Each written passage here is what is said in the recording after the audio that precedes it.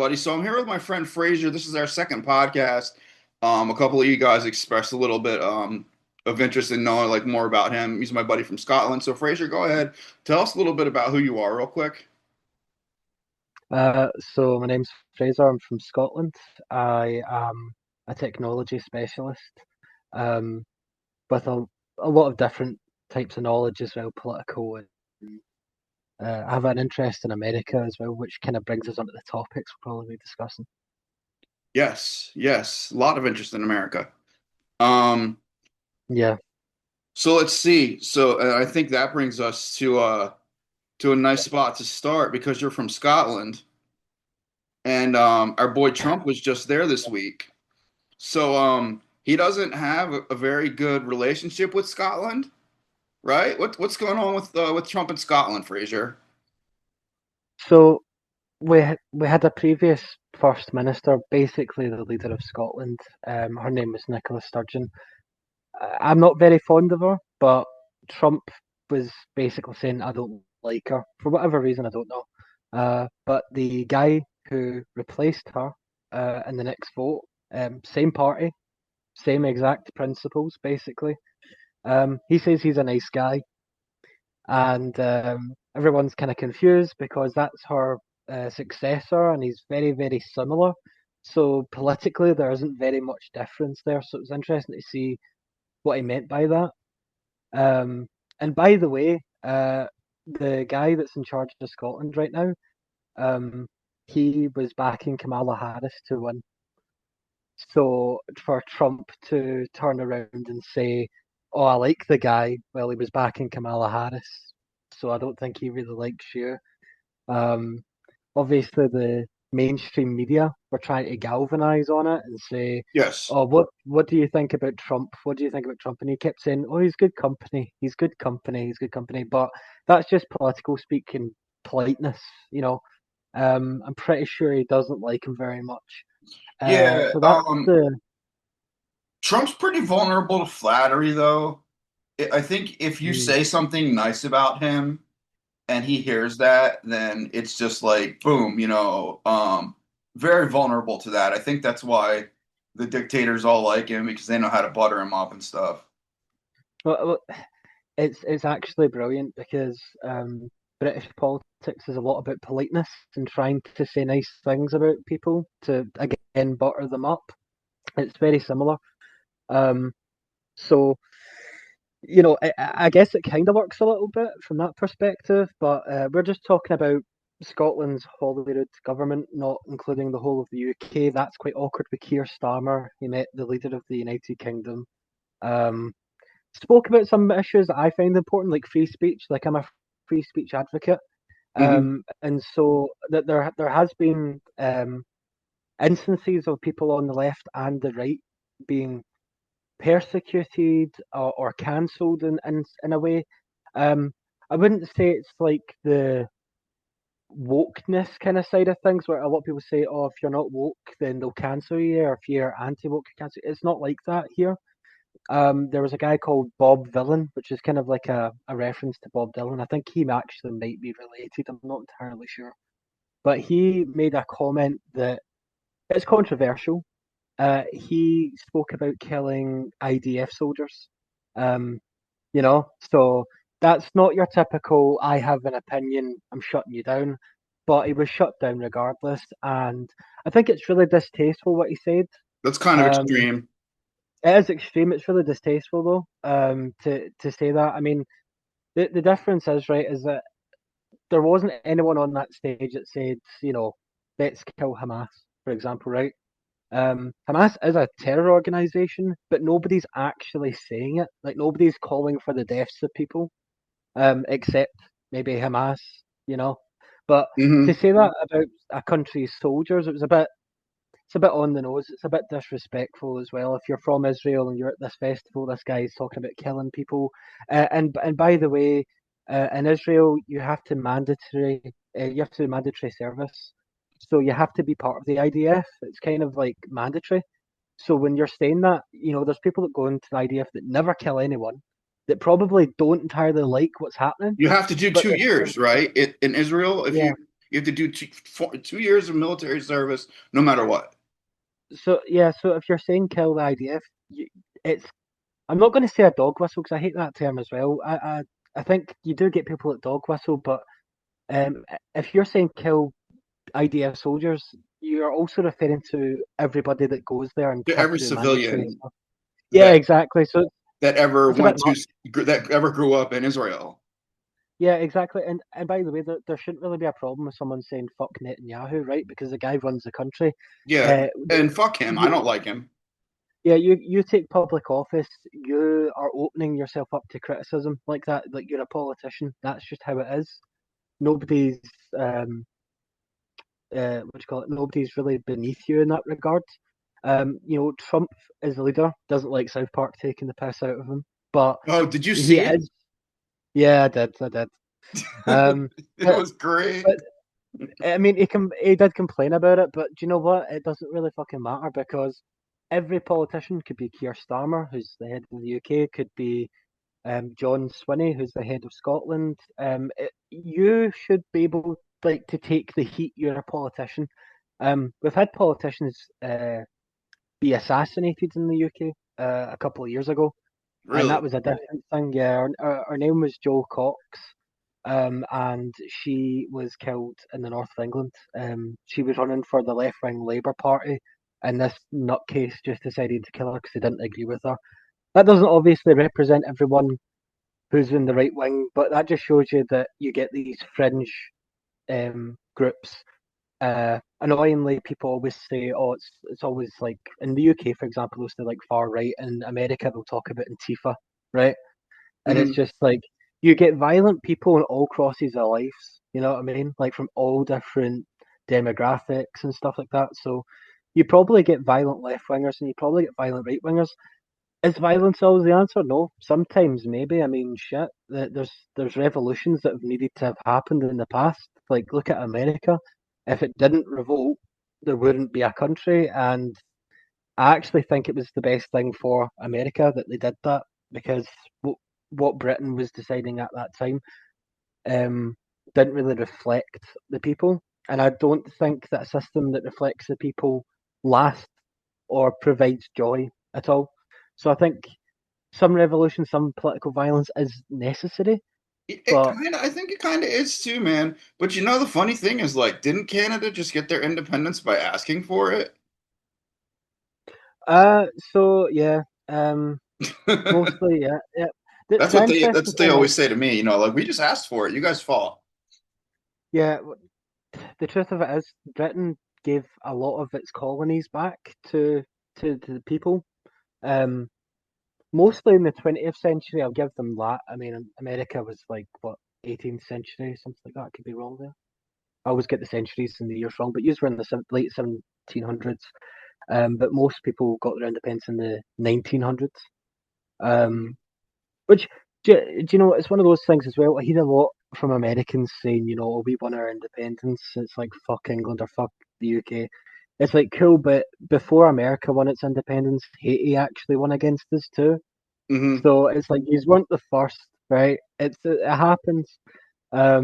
But not just that. If you looked at 1776 and removed America from the equation in history and looked at the whole world, we still controlled a quarter of the land, quarter of the world, like globe. Yeah, It's the empire was huge. so America, for as vast as it was, if you think about it, we actually only lost 13 colonies on the coast of what you call America today. We didn't lose from California to Washington D.C. Hmm. We didn't lose. So yeah, America's great, and I respect it a lot. But a lot of Americans, especially how do you put it? They're like extreme nationalists that Hmm. think that they their view is that America right now, as it is, fought the British Empire, when actually it was just a few colonies, and with France backing the colonists as well. I mean, I don't know if you know this, but France backed the 13 colonies and then went bankrupt. That's how the French Revolution happened. Yes, yeah, I did not Do you know know that? that. Yeah. So Like, have you ever heard of Mary Antoinette or Antoinette, Yeah, she got Lady her head Antoinette? cut off, right? That all stemmed from the American Revolution. They actually bankrupt themselves, and do you know what? That was nothing to do with helping Americans. That was to piss us off because we had like nearly a 1,000 year war with France at one point. England was fighting France for like 700 years. That's a really So long they, time to fight. yeah, it's a fucking long time. And so when the colonists rose up against us, the French backed them. You know, it's like a coup d'etat. In fact, it's called a coup d'etat because the French are so fucking good at it. You know Yeah, what I yeah, mean? yeah. It's a French word. Yeah, they invented it. So they were quite happy to back the colonists, but they weren't doing it from the good moral perspective of these people deserve freedom or these people need to eat bacon and have guns. They weren't thinking about these things. They were thinking about how can we weaken our enemy, and that was by arming and funding the enemies of the British Empire. Were the French correct in doing so? I think the French were going to do it regardless. I think it's a case of right and wrong. The reasons why the colonists were fighting was moral, but Uh-huh. the reason why the French got involved is more of a spite thing. It's nothing to do with the Americans as they are today. Like they simply don't care. In fact, if you go to Canada and go to Quebec, um, speak to somebody that's like majorly French, like they love France. They're They're like usually separatists there, right? Quebec? yeah, they're pretty much. I don't like to shit in French people. I've worked with them. I've had friends from France, but even they've admitted that French people can be dicks. So Yeah, I've heard this. I've when heard this. you go up to Quebec, the separatists like have a wee chat with them. They can be really, really condescending and just general dicks. That isn't really a reason why England was fighting for them for 700 years, but it gives you a good idea of how negotiations used to go. Because they're Hmm. just very um they're very different culturally. I'll say that. Even though we live quite close to each other, Europe is a mix. Um, I think modern terms, when we think about diversity, we can sometimes think about race and stuff like that. But Yeah. when it comes to Europe, it was diverse. You could go to the Netherlands, it's vastly different from Germany. They might sound similar to an extent, but they're very, very different. Belgium, a lot of people think like, oh, they people speak French. It's similar to French, but it's not quite. And Belgians love waffles. Yeah, they you know, do. They do. uh, It's a big thing. so yeah, so it's like they're all different. The people from Amsterdam and Holland, they love pancakes. They fucking love that shit. Um, but like, so everyone's got their own like unique little thing. So diversity. Even in colonial times, there was diversity among the different colonies, which is insane to think about because when you think about colonialism, you think about, oh, that sounds like racial purity. There was actually quite a lot of like mixed ethnic groups. I know that in France, for example, I know that they colonized parts of Africa. So did Britain, so did many others, Germany, Yeah, I know a because my bunch. favorite basketball player, Joel Embiid, he's from Cameroon, but he speaks Hmm. French. Yep. Um, but you'd be surprised. A lot of people loved. Um, I mean, obviously, I'm maybe overshadowing some of the things that were bad about being a colony of France. Uh, you know, other than being a colony of France. Um, Yeah. but there was wars that people had to fight in from the African colonies that didn't really benefit them, but it benefited France. But a lot of people actually like being French. In fact, I spoke to somebody from Indonesia, right? And this goes a little bit off topic because we were supposed to talk about Trump and stuff, but you know how we are. We Yeah. kind of just go on a tangent and go with it. Yeah, But yeah, I yeah. spoke to someone from Indonesia, and at one point she said uh, Holland used to rule her country, and she wished that they still did because she feels like they've went from being part of a European, almost first world governance and market to a third world governance and market where they used to have more influence when they were part of Holland. Now they Uh-huh. don't. Um, I was actually speaking to people before about we were talking like there's people with varying different opinions. I'm just one person, so I keep that in mind. But some people look at what happened in India is, oh, Britain did great things for India. They gave them trains, gave them schools, universities, because there wasn't as good a foundation as there was in. Yeah, but they're a Um, mess there now. It's like a billion people and well, there's squalor. that. Yeah. Um, I think a lot of people point out to like World War Two, we were fighting the Nazis. We were actually sending our children into the countryside to avoid being bombed by the Nazis. Hmm. My hometown in Scotland, you think about, if you look at a map, you've got France, then there's the English Channel, which is just connects to the Atlantic Ocean, and then it goes to England, and then Scotland. Scotland's quite a distance up north, and the Nazis made their way like over the sea and over England to get to Scotland to Oh, so they were bomb coming for your our shit. shipyards. Yeah, they were coming for Scotland. They were coming for England. They bombed Belfast, which is in Ireland. So they were really trying. They were quite successful with a lot of their attacks. But when I stay in my hometown, they were unsuccessful. They didn't take into account that it had been raining that day, and it was a Hmm. moonlit night. So the roads looked like the river, and so they were actually bombing the roads and the houses, thinking they were bombing the river, but they weren't. They missed the river entirely. And Westminster actually prevented the media from saying, "Oh, they missed," because they didn't want the Germans to know that they were unsuccessful. They wanted them to think that they were successful, so they had the upper Okay. hand. So stuff like that. And you don't really hear about these blitzes. There was a blitz in north of England, quite a few of them. Blitzes in Scotland, That's what you but they call the never German really spoke attacks, the about them. blitzes. Yeah, blitz is short for blitzkrieg. It's just like Blitzkrieg, a yeah. bombardment. Yeah, because It's just they were all like fired up on meth, weren't they? well, that was the Wehrmacht. They're called. They're the German foot soldiers. The Luftwaffe, who were the pilots of the planes, I would I would assume that they aren't in meth because they're piloting planes. Like you would just assume, but who knows? Because it was under Hitler's rule. So I mean, I could imagine. You're traveling fast as shit across the Yeah. UK on meth. Yeah. I'm gonna bomb everybody and then miss. Um, but you hear a lot more about the London bombing. You don't really hear too much about other parts of the country, which is unfortunate. But Britain fought the Nazis for a year by themselves, while America was kind of twiddling their thumbs, not sure if they should get involved. Then Pearl Harbor happened, then it was like, oh, we need to do something. It's like a lot of Americans I hear say, "Oh, without us, you wouldn't have won the war." And it's like, well, without our technology, like radar, because in World War Two, we developed radar. Scottish people invented radar, right? I said I didn't know And that. we actually, yeah, we the Germans were so confused to how we knew where they were going to be ahead of time. And have you ever heard that expression, like, if you eat carrots, you'll see better at night? Yeah.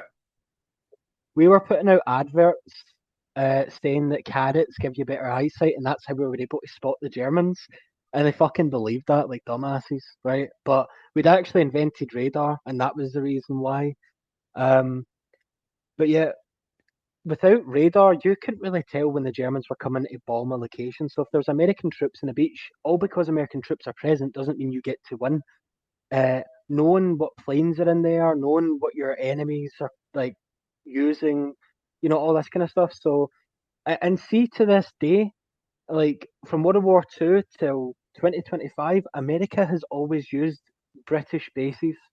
Um, I've seen is it B-12 bombers, B-2 bombers? The ones that I think attacked it's Iran. I think it's B12s B-12s. or I've something seen like them that. flying over.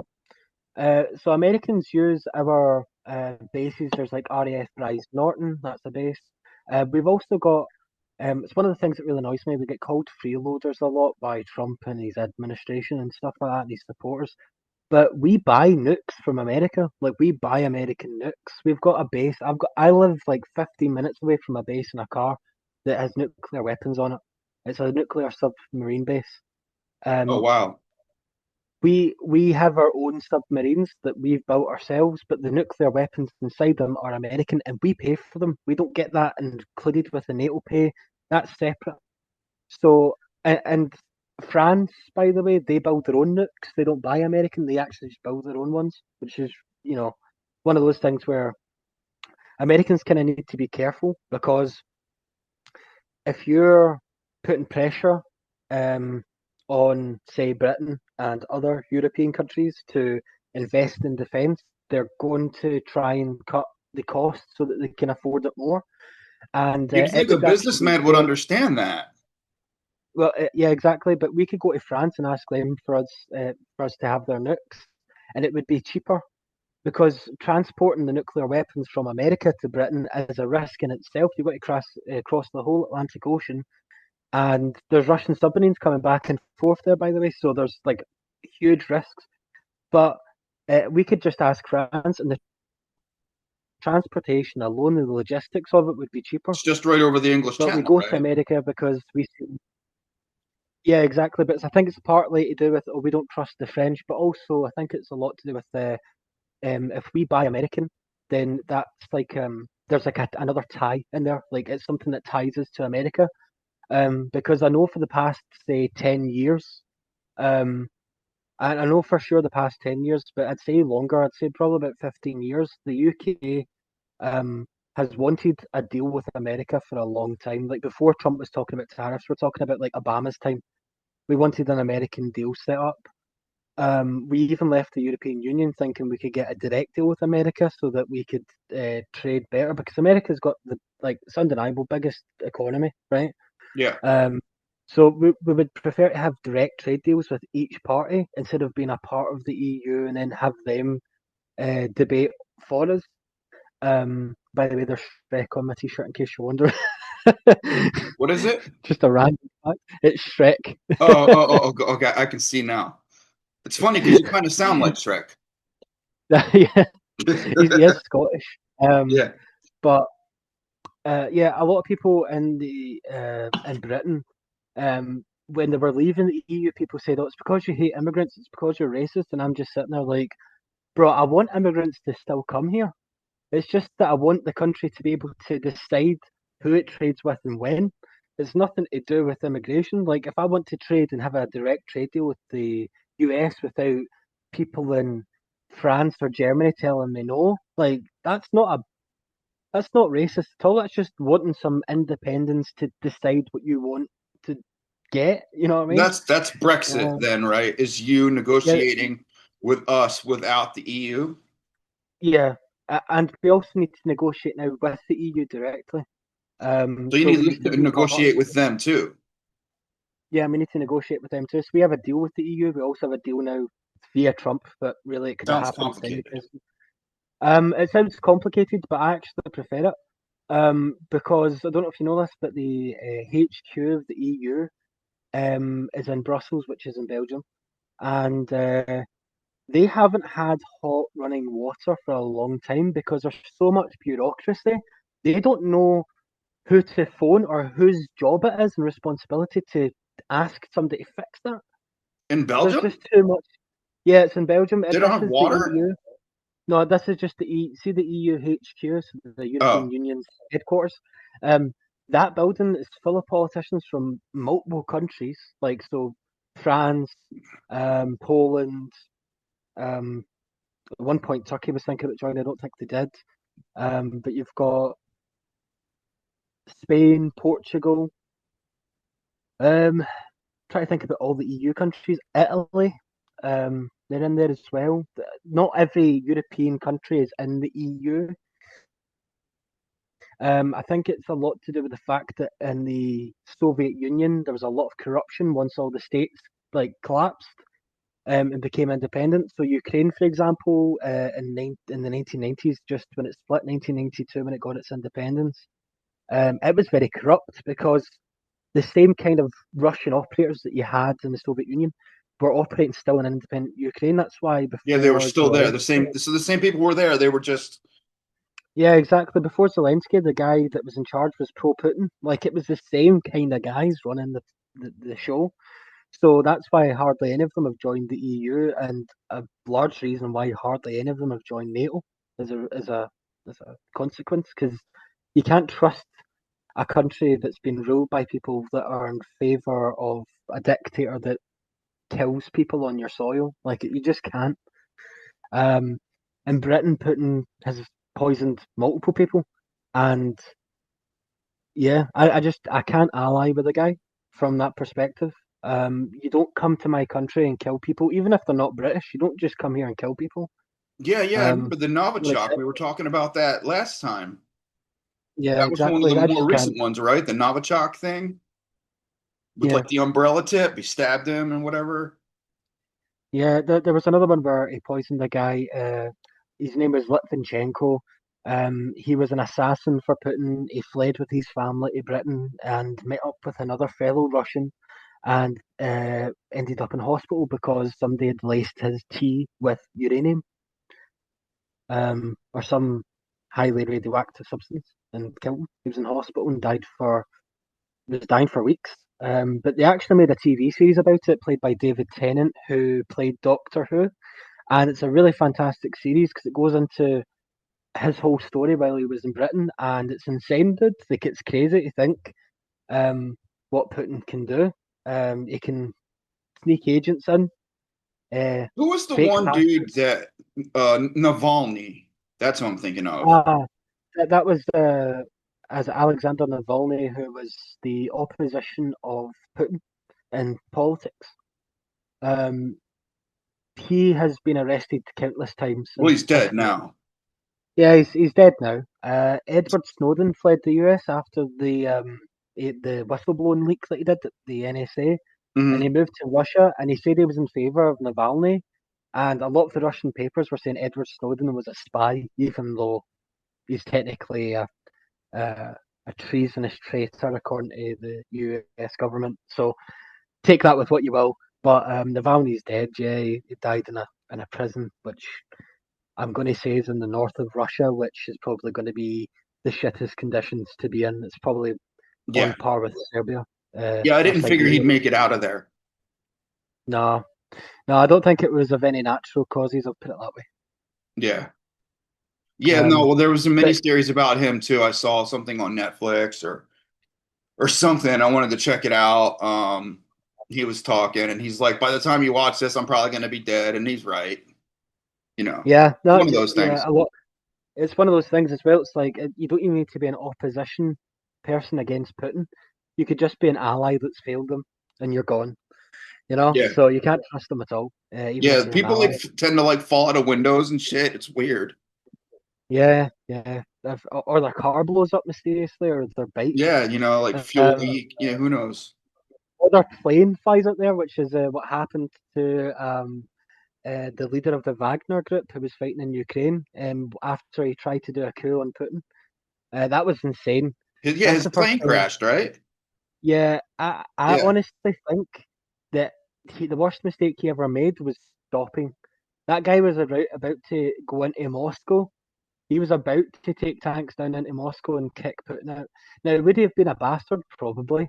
But it's the first time I've ever seen Putin shit himself. Like, that guy was talking about leaving Moscow at one point and leaving to a different city. So that was interesting when his I own remember people. at one point they actually like almost staged a coup against Putin and they had all these people that were going into Moscow to like blow the shit up. I don't know how this is it's been a couple years. I know you know what I'm talking about. I think that Yeah, had that's something to what I'm do with talking about. Navalny, but I don't know I don't remember No, no, how no. that ended. No, no. So Putin's a scumbag. He gets prisoners from Russia to fight against Ukrainians, and he also hires mercenaries, such as the Wagner Group. And the Wagner Oh, Group the when goes it was the into Wagner group that turned around yeah, and yeah, attacked him. yeah. The Wagner Group's actually in Africa right now, killing civilians and slaughtering them. Yeah. That's the kind of people he's got fighting for him. So they're not honourable at all. Uh, I don't think if I think if somebody from the Wagner Group, if you were in a war and you shot them, I don't think you would feel anything 'cause they're not really human. They've lost all aspects of it because they're okay with killing civilians that are unarmed. Like they don't care. And Uh-huh. it's not even like it's their own country. They're just mercenaries fighting in different countries for money. They're just killing Uh-huh. people for money. So they're just paid killers. And so if you killed one of them, who gives a fuck? You just probably saved more lives than you've killed, you know? Yeah, but it would have been So, great if they'd gotten in there and killed his ass. but then you would have the Wagner group running Russia. So it would just be another Yeah, you Putin. know what? You know what I It's mean? yeah, it's a power vacuum, right? And Russia's always been a power vacuum. If you look through history, the 1600s before this point, 1600, it was mad. It's insane. But literally, there's been coups, there's been kings being slain, there's been the Soviet Union. Like, and even then, the Soviet Union, like, as an American, you probably haven't heard this, but when the Soviet Union began, the guy that was in charge got betrayed by Stalin, who was his friend. Like, Russia has this history of constant betrayal after betrayal and slaughter. That's literally what Russia's history is. There's nothing else. Britain actually invaded Russia at one point in their history when they were an empire. We uh, we have this medal. You guys have the Purple Heart, I believe it's called, like the number one medal you can get in America. We've got the Victoria Cross, which is formed and made from a metal from a cannonball from Ukraine back in this old war in Crimea, which is Ukraine, um, hundreds of years ago. Um, so we've, as Brits, fought against Russia to try and stop the bloodshed, like try and put a band-aid on that shit and just jump on it, but you can't. Mhm. Napoleon also tried to invade Russia, failed. Um, there's just it's really hard to invade Russia, and a lot of Russians take it as a oh we're strong, but actually Russians lose the most. I know a Russian that lives in Portugal, for example, right, and he hates Putin. But the amount of people he said is like, if you secretly recorded people in Russia, you would hear a lot of conversations that are anti-Putin. You know, when you have interviews in Russia, you're hearing these doctored, almost censored views that they have. They're trying to kind of speak lightly about the guy and not get picked up by the police in a couple hours' time because Russia's bad for censorship. Yes. Um, so, like, a lot of Russians are suffering and their society suffers. There's a lot of people that are just, their prisons are an absolute state. You'll catch, like, you'll catch so many different diseases in a Russian prison that you wouldn't in any other prison in the world. Like they're all just packed in like sardines. It's kind of like everyone talks about El Salvador, but Russia's been doing that for fucking hundreds of years. Yeah, gulags, Shit. man, right? Yeah, gulags are probably one of the worst inventions made by the Soviet Union. Probably the one of the worst. Um, there's a book called The Gulag Archipelago, and reading that changed my whole thing. Like, if you survived a gulag, I've got a respect for you that I very rarely find for most people. Like the conditions there are not fit for human consumption. Let's put it that way. Like you probably shouldn't have lived through that. You should have probably have died. All right. So we're talking about Russia, going to war with Russia, wars Russia has lost, how it's hard to invade them, Putin's censorship. We were talking about Crimea. Now that's part of Ukraine that uh, Putin's had control of since Obama was in office, right? Yeah, for a long time. A long time. Yeah, see, I didn't even realize that they had taken that back then. Um, I didn't even, somehow did not Yeah, realize that. And yeah, now he's invading other parts of it, right? yeah. Well, that's I think I mentioned on the last podcast about the American lens. The whole of Europe was kind of shocked when it happened. This was it 2014, I believe? And I remember at the time, there was a whole fucking ass plane full of passengers that got shot down over Crimea at the time, because of this. So a lot of people died, different nationalities. Um, but yeah, Putin. That there was an election in that in Ukraine, and one part of Ukraine wanted to be Russian, but some people say that it was rigged. Oh yeah, yeah, Um, probably. yeah, it's just I don't know what to believe anymore when it comes to elections because there's been so many claims of rigged elections. I think Um, that's the whole point is if you keep claiming that they're rigged, people will start to think they are. yeah, but it's hard to differentiate between which are and which aren't. Yeah. Just shows you like how much misinformation and a lack of investigation and lack of trust people have. I suppose. Um, but yeah, there was talks that it was like unlawful, put it that way. And so it was at that point Russia, or should I say Putin, took it upon himself to annex that part of Ukraine called Crimea. Hmm. Um, Crimea has a lot of historical um, context behind it. Like without, They have a lot of oil there, right? yeah, it's also where it's very close to the ports that they would need to get through that Black Sea, which Okay, is so it's a really valuable. crucial. Yeah, it's really valuable to get through the Black Sea, to transport your oil across the world. It's very strategic and useful to have it. Um, but yeah, I just think it's funny that in 2014 they voted in someone that wasn't pro Putin, um, and he decided to invade, and it's kind of been like that since. Where Yeah. and it's not just Ukraine, there is other countries that have been invaded. Chechnya, for example, they've been invaded by Russia under Putin. There's been two wars with Chechnya under Putin. Um, you've got Estonia and other countries that are they've joined NATO since, like they are scared shitless that Russia's going to start on them. Hmm. Poland used to be under Russian control when it was the Soviet Union. But Poland is in Um, NATO now, right? yeah, Poland's in NATO and in the European Union. It's I feel really bad for Poland because Poland was it fought for its independence. Then the Nazis took it over, and Britain and France said, "Oh, we're going to go to war with Nazi Germany because they've invaded Poland, and we'll liberate you guys." Hmm. But then but then what happened was is that the Soviets fought back and took over Poland, so we never got to actually liberate them. Yeah, but the funny thing, dude, is like we were kind of saying before, Russia kind of sucks at war. I mean, you're this big, huge Yeah, country. You have nuclear bombs. You have a big, huge military. And don't get me wrong. I mean, I know we've been helping Ukraine out, but dude, they've kind of been busting Russia's ass for a few years now.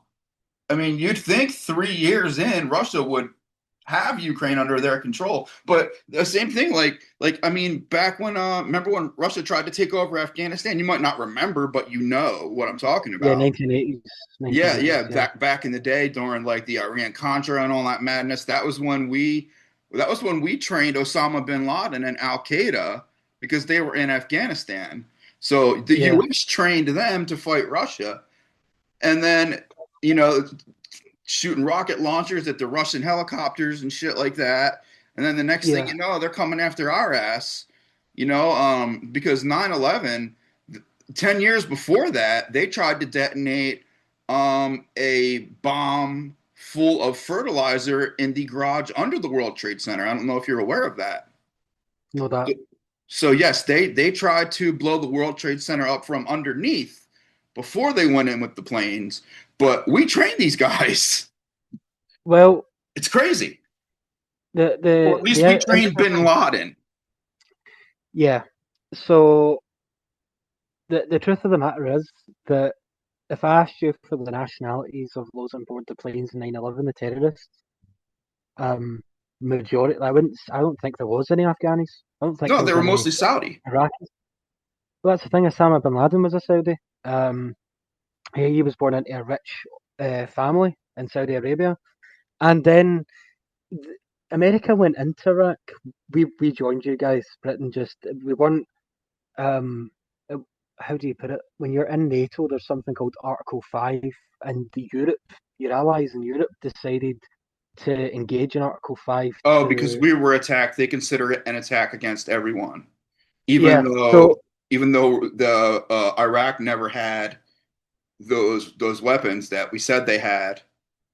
So mm, we just went in there and uh, killed Saddam, and yeah, but the thing is, the Iraq War was separate to NATO. Don't know if you know that. The Afghan War was a NATO-backed war. The Iraq War wasn't. So if you wanted to get involved in the Iraq War with the US, it was separate from NATO itself. okay. So in Afghanistan, it was a NATO war. It was all countries. Well, say all countries. Spain is a NATO country, but they never got involved. Well, I mean, they had Um, gotten to the point where they said, okay, Bin Laden is here, mhm, Al Qaeda is here. I think that's what it really came down to. It was just more like with yeah, with Iraq, it was like, oh, they tried to kill my daddy. W. Bush said that shit, and yeah, yeah, they're like, oh, they have weapons of mass destruction when they didn't, and all this and that. yeah. I mean, we could sit and talk about how the US is also shit at war, and how the Oh, dude, US the is a U.S. is murderer's sister. terrible. We're war profiteers, dude. Like our whole national security apparatus is like it's what props up a large part of our economy. We need to shoot It's those bombs we're making somewhere.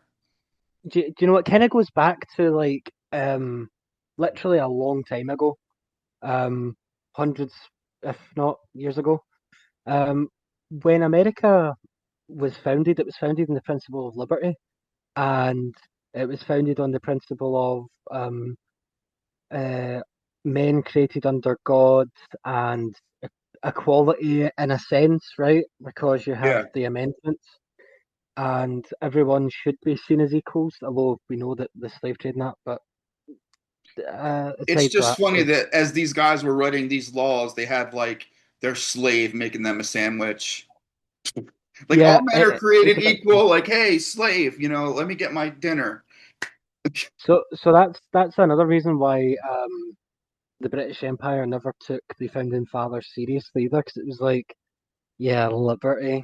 Yeah, I can see your slaves got lots of liberty there. You know what I mean? It was kind of Yeah. like seen as that, and it was kind of shrugged off.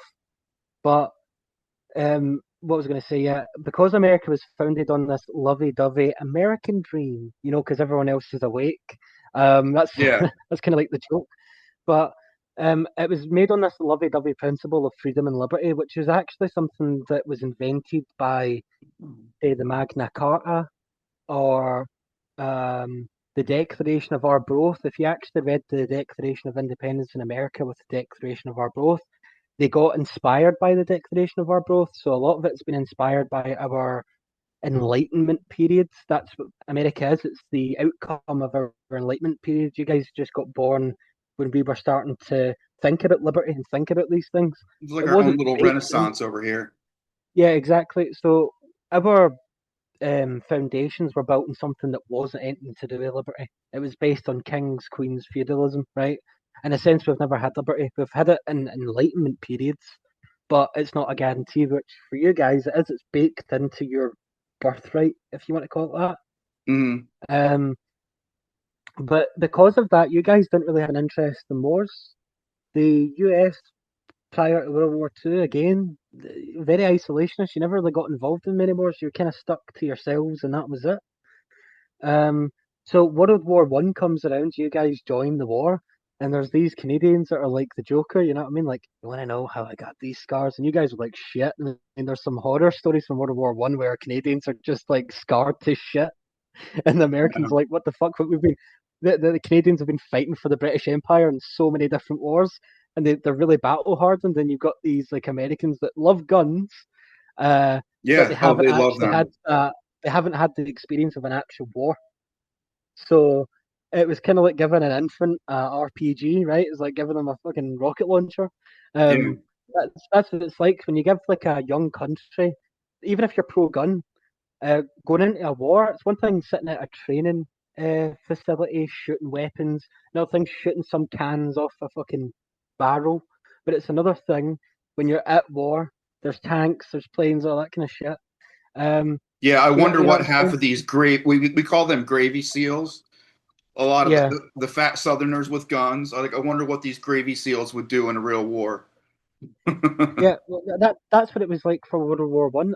Nearly every American was like that because most Americans didn't fight in wars. Like it just America didn't get itself involved in many conflicts, which isn't necessarily a bad thing. The people were safe. They were always looked upon fondly because of this. I mean, Switzerland is looked upon fondly, and they don't get involved in wars in Europe. Yeah, no, they So don't. America was seen as like Switzerland 2.0. Until the collapse of the British Empire, where America took over as the leading military member in the West, kind of thing. Like that's actually what happened. Like if you look at the start of the 20th century and then the end, it literally the dynamic was British Empire, U.S. military industrial complex. That's literally how it went. In one century, in 100 years, it transferred from Britain to America. That's all that Mhm. happened. And now you And now guys it's are the transferring empire. from America to China. Yeah, well, saying that, China has slave labor, so they can produce drones. They can produce so many materials and so much equipment very, very quickly. America doesn't have that. Um, America is great for investing in markets. It's good for businesses. Like, see if you've got a business idea, America's good for innovation. I'll give you that. But the Chinese, they've got slave labor. See, when you've got a guy that's working for nothing, that's not costing you, that's costing you zilch. So you can literally mass produce in a way that America just can't. Even if you automate something, if you want to buy AI to automate your business, you're going to have to pay for it. These guys are unpaid. Yeah, You know I what I think mean? it's these automated drones that are going to end up being a really huge problem with AI. These Yeah, little well, baby drones. yeah, America's kind of got its solution. It's got this new microwave weapon that can send pulses to the drones and knock them out the sky, which is cool. But you know, things adapt. Warfare always adapts, so it's one of those things. But yeah, well, like I was saying about like we were just talking about how Russia's shit at wars. Um, it depends.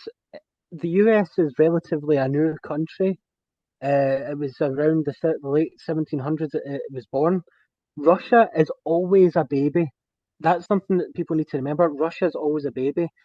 The Russian Federation actually began in 1992. 92. Yeah, that was with the end of the 19, CCCP, right? And then the beginning of the Federation.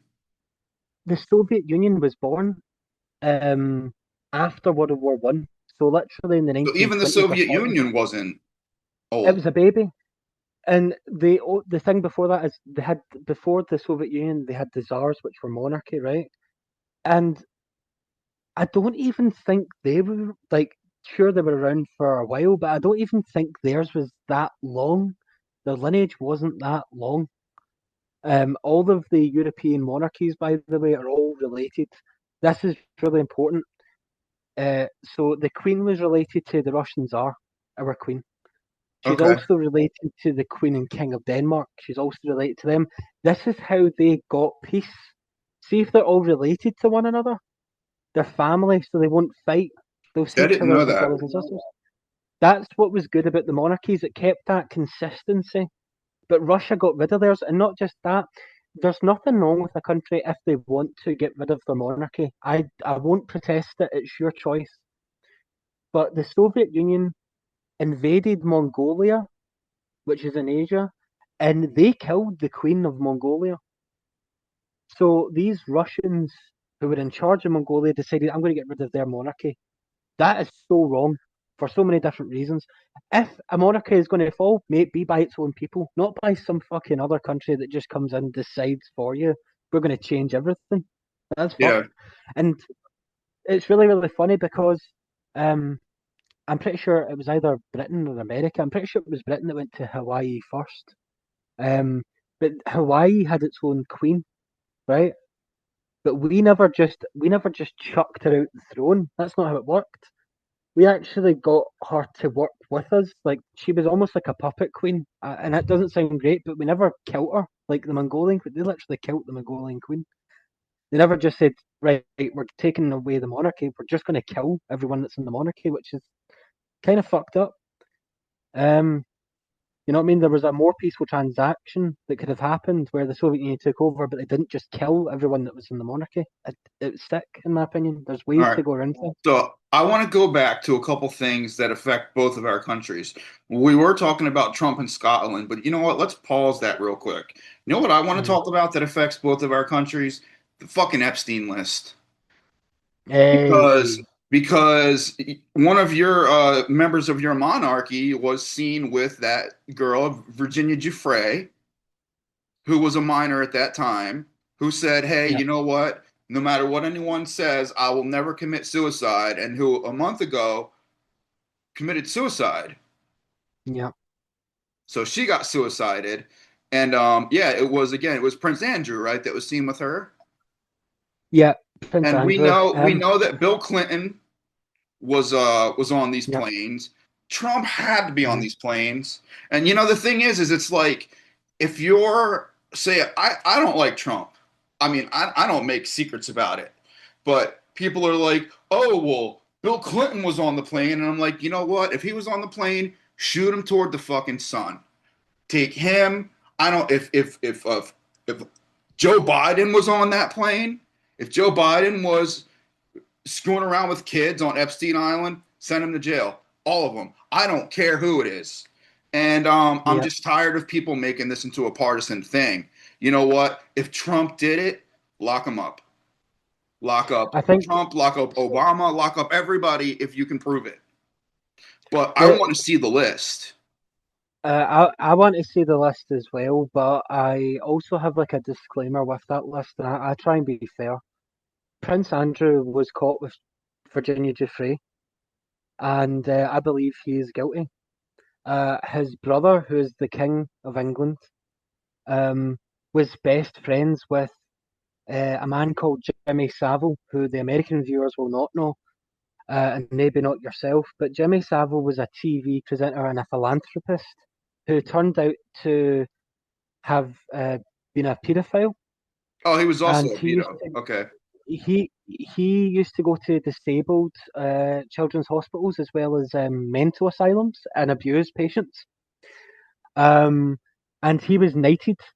He was knighted. He was Knight Sir Savile. So that gives you a little bit of an idea of the king's friend was a paedophile, and his How brother deep does this was go? caught with virgin. There's tons of it, man. And do you know what? Ghislaine Maxwell's dad, right? Was actually the inspiration for one of James Bond's villains. If you've ever seen Tomorrow Never Dies, Elliot Carter, who's the media mogul, that's Ghislaine Maxwell's dad. That's supposed to be based on him, and how they die in the movie is the same way Ghislaine Maxwell's dad dies. Apparent suicide. That's how MI6 frames it. But Ghislaine Maxwell's dad was a media mogul, and he was also known to be involved in the intelligence agencies, right? And it's just really fucking weird, and huge influential people in It's Britain. weird she's They, still alive. she's still alive because her family is probably really powerful in the circle of paedophiles. I would say her dad was a very important person. I'll put it that way. Jimmy Savile, they had evidence against him that he was a paedophile, but waited till he died and covered it up so that he couldn't go to jail. This was the philanthropist guy you just told me about, the guy that got knighted. Yeah. Oh, he They gave waited lots until he of was dead. charities. Yeah, wait until he was dead. It's Britain's worse for it. Britain's got tons and tons and tons of cover-ups. There used to be this guy called Cyril Smith, and he used to rent this house in London and bring all these friends along and take kids, and they would fuck kids. And he was caught. He got caught. He got sent. Margaret Thatcher, who was our prime minister when uh, what was his name, Reagan was in power. Mm. Um, she also covered up stuff. There's a movie called Legends played by oh, what's his face? You know his name. He plays Venom. The guy that plays Tom Venom, Hardy. Tom Hardy. Yeah, he Tom Hardy played the movie called Legends, which was about these two twins that were gangsters in London called the Cray twins. Um, they were also abusing. Well, one of them was abusing kids along with MPs. They used to go to parties together and abuse kids. So Britain's got a history since the 1960s at least, um, not including Queen Elizabeth's mother, who owned an island in Jersey that was also accused of abusing kids, and that was in the 1800s. Um, so you're talking about like hundreds of years of child abuse and stuff like that in British politics. It's disgusting. Um, And when it comes Delane to and Epstein just clicked right up, right? She's the British well, pedophile. He's the American pretty much, pedophile, and they're just they're there you all in the go. same group. They're all in the same groups. And the thing is, the thing that's really nasty about us is that much like the Democrats and Republicans, both the left and the right parties in the UK were involved. So it's the same. It's happening everywhere. Everyone talks about, oh, we've got to drain the swamp. Bro, we've got to drain all the oceans and the sea to see where the bodies are. Like literally in every country, they're all at it. They ain't And draining no swamps, dude. no, they're not. They're not. But you need to drain whole oceans. It's the whole fucking world. You know. Yeah. My mum, she's very passionate about stuff like that. She's been passionate. She was talking about Epstein in uh 2013, 2013, 2014. My mum's talked about Epstein like way back then. She's really, really well informed. She looked into this stuff because at that time the Scottish independence referendum was happening. So everyone was starting to talk about the paedophile stuff in British politics and why we don't want to be part of that. And Epstein's name got mentioned, and my mum was talking to me about that fucking over a decade ago. And then when it came out, I was like, "Holy shit, mum, you were fucking bang on right." Like so, like all these things like about Epstein, it's been known about for decades, and it's covered up. And you hear little nuggets, you get little nuggets of information until later on you get it gets proven to be true. Hold on, I'm just gonna Hmm. make sure that it's a little bit brighter in here. Um, Oh, just it's makes it a little dark bit there, brighter. huh? Yeah, yeah, it's 9:15 at night, so it's 9:15. Start Yeah, it's keeps it a lighter. still daytime here. I'm It just was sitting in light front when of a we first come. blind. Yeah, no, that's fine. But the the amount of paedophile allegations and amount of stories that has happened throughout history in Britain um, is insane. It's shocking, and the royal family's connection to it is just disgusting. If you're a Canadian watching this at all, like you'll know about Camp Lutz, Canada. The Queen and her husband visited this Native American camp in Canada, and all these kids went missing. It's fucking strange. Um, the amount of stories about our royal family and child exploitation sickens me. To be honest, I'm not against monarchy, but I'm against a monarchy that thinks that's okay. Um, Well, no, if if you mess with children or animals, you're yeah, no friend of mine. Like, I think there are plenty of adults who deserve whatever that ends up on their plate. But if you mess with someone innocent, like a child or a pet, then yeah, that infuriates me. yeah, 100%, man. I'm in the same boat, and I don't know if there's much truth to it. I can't back up these claims. You'll have to look around. But I have heard that in the past that some European monarchies used to have huge estates, big bits of land, and they would have forests and stuff, and they would let the kids run, and they would hunt the kids through the forest. Some fucking creepy Yeah, well, rich supposedly person shit. they're using they're taking the adrenochrome from children. That's Yeah, going into I had that's going into Q, which I don't want to go near Q, but that's what they yeah, say. yeah, yeah. Do you know what? It's so annoying. The QAnon stuff. I mean, it was so annoying. Because we like over here in Europe, people were starting to uncover like they were hearing stories, they were getting testimonies of people that had grown up and they were kids at the time and they were chased by these rich, powerful people and getting hunted and raped, you name it. Ugh. Um, and then QAnon comes out, oh, they're drinking the adrenochrome. Now, I don't fucking know if that's true or not. I can't tell you. But we were actually getting real testimonies from people about getting hunted as a child. And then stuff like that came out, and you couldn't tell the difference between conspiracy and anything else. And it's just really ironic that they were on the side of Trump, You who's know now what I trying to have exploit them. seen a little bit on TV and heard is older people getting plasma from younger people. Like say Hmm. me, I'm in my 40s receiving plasma from a teenager. Supposedly that's a new anti-aging thing is to hook you up to someone younger and for you to take some of their blood plasma, which makes me think of vampires. Well, yeah, it does. Um, it's really ironic. If you go to, there's a site called abc.xyz, and it's the owners of Google, and they've got a company called Calico. I believe it's in California, where they're trying to stop aging. So the people that own Google are trying to stop aging so the rich can live forever, I presume. Um, but yeah, that's just the kind of stuff that these really wealthy people with not a You lot of know, it common makes me sense do. think, yeah, and that's what they're up to, of course. Jeff Bezos Yeah, is a big part of trying to yeah, stop aging too. yeah. Prick. Yeah, I I don't know. I think just don't I like any think of these ultra rich. But God, what was I Jeff gonna say? Bezos. I think Jeff Bezos tries to make his bald head shine so that he can use it as a phylactery when he's older and a absolute ghoul. Like, you know what I mean? He seems like somebody that wants to like, I don't know, he wants to be like 4% flesh, 96% machine. Yeah, dude, he He's just a kind of weird does look guy. like Nosferatu a little bit. Yeah, and the fact that his missus is made of like 98% plastic, it kind of tells you a lot about what he thinks about Oh my organic God, she's people. disgusting. Yeah, it's kind of crazy to be honest.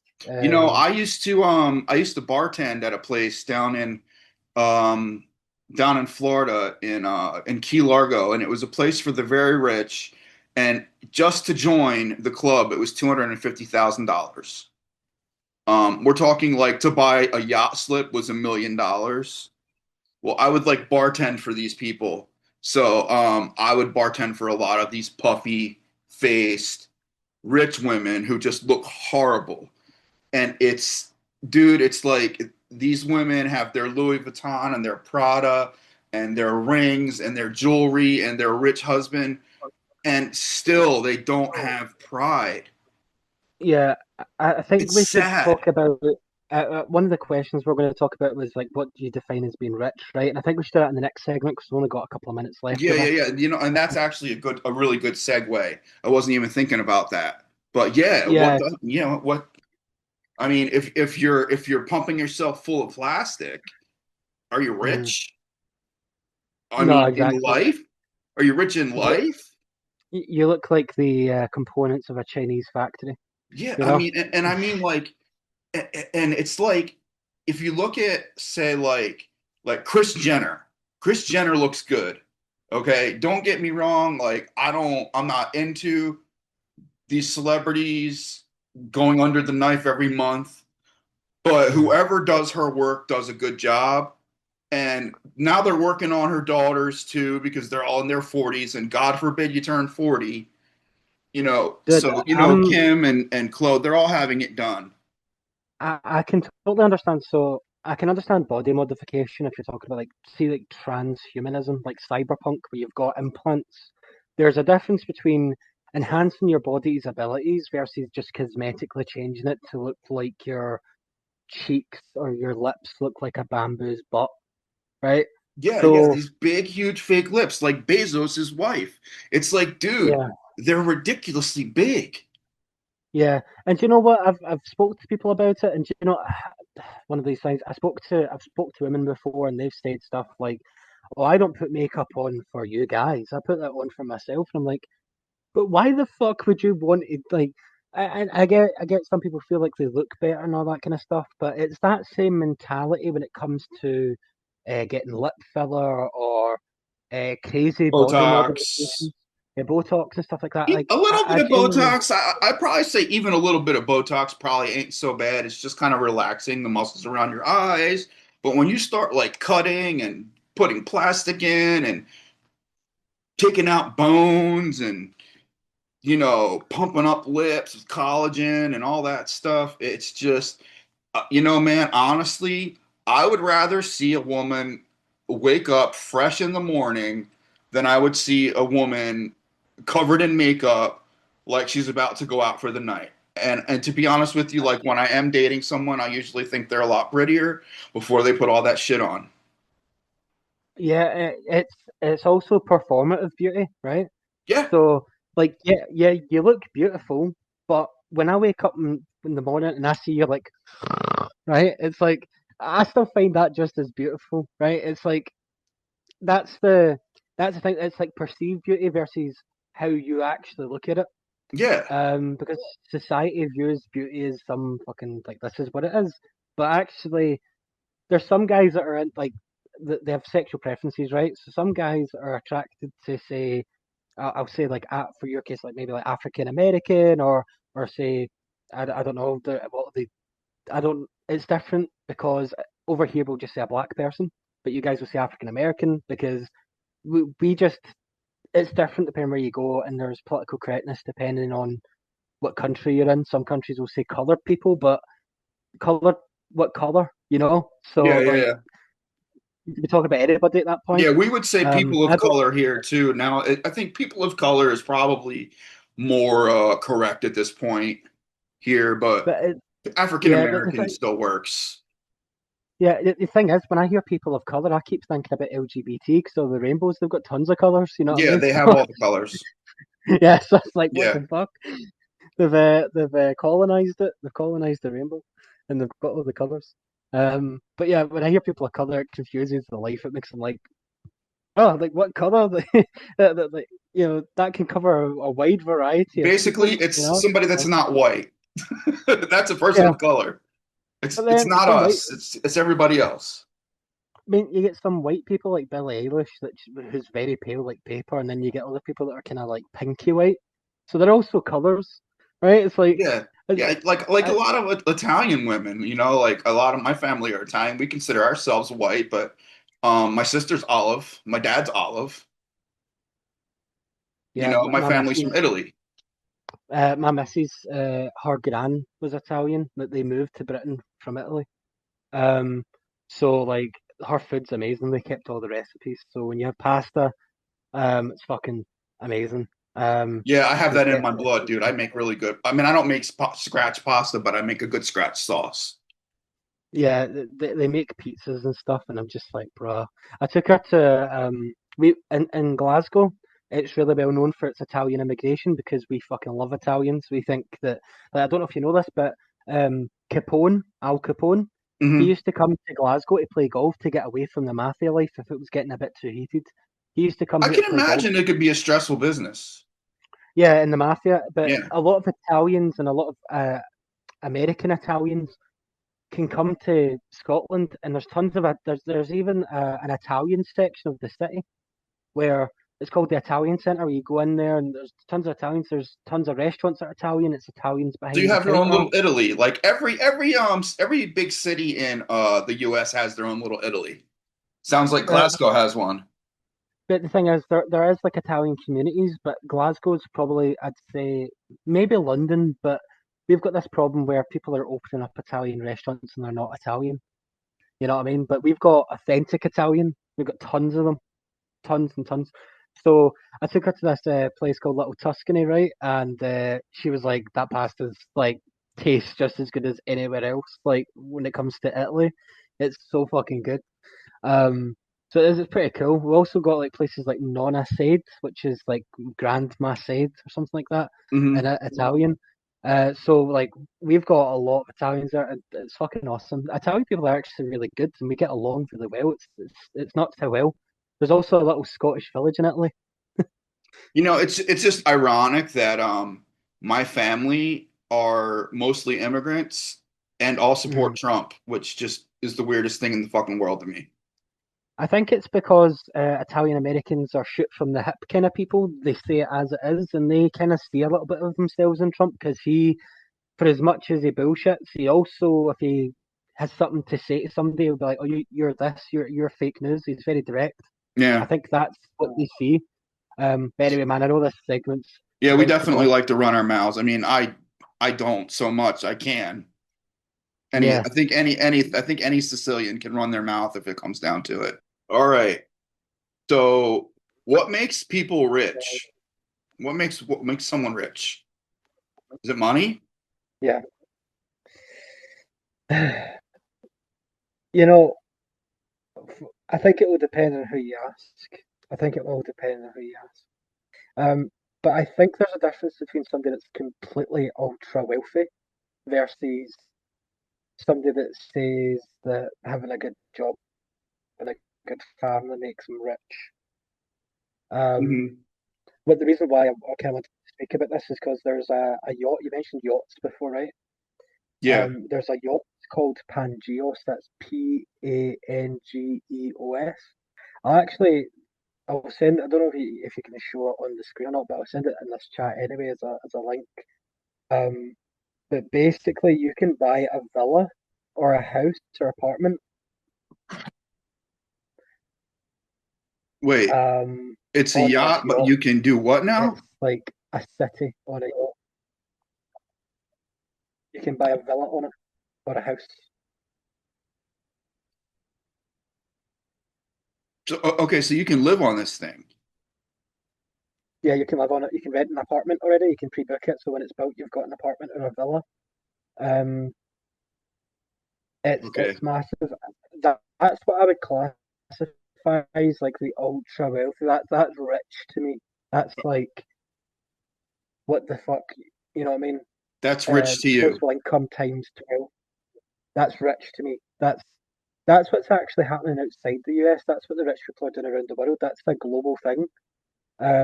And if that's built, it was designed by an Italian, but if that Terra yacht, it's called, is built, it's going to be like a city on water, and poor people will never get a chance to go on it. Yeah, it's pretty And cool. it's Like just going to be I've never actually seen anything like that. exclusively for rich people. Um, the first time I saw what I thought was like rich, I mean, it's been a while now, but was when I first saw what they were doing in Dubai, building Yeah, islands like that are, an island system that looks like the world where you can own your own miniature island, and they were building like those big palm beaches with like the world's like only 7-star hotel, which I think 5 is the highest you can go. So I don't even know what the fuck you're doing with those extra 2 stars. I mean, I'd like to know. I mean, honestly, listen, dude, yeah. I I'm wonder if not somebody. I'm not put on by all that rich shit, but I like going out to eat nice food and stuff, and I wonder what it would be like to experience a dinner in a place like that. Like some Kobe beef. Yeah, Like that's kind of rich to me, they man. probably wipe your ass. They probably wipe your ass for you. Yeah, That's probably what it's like. that's Probably kind of treat you like royalty.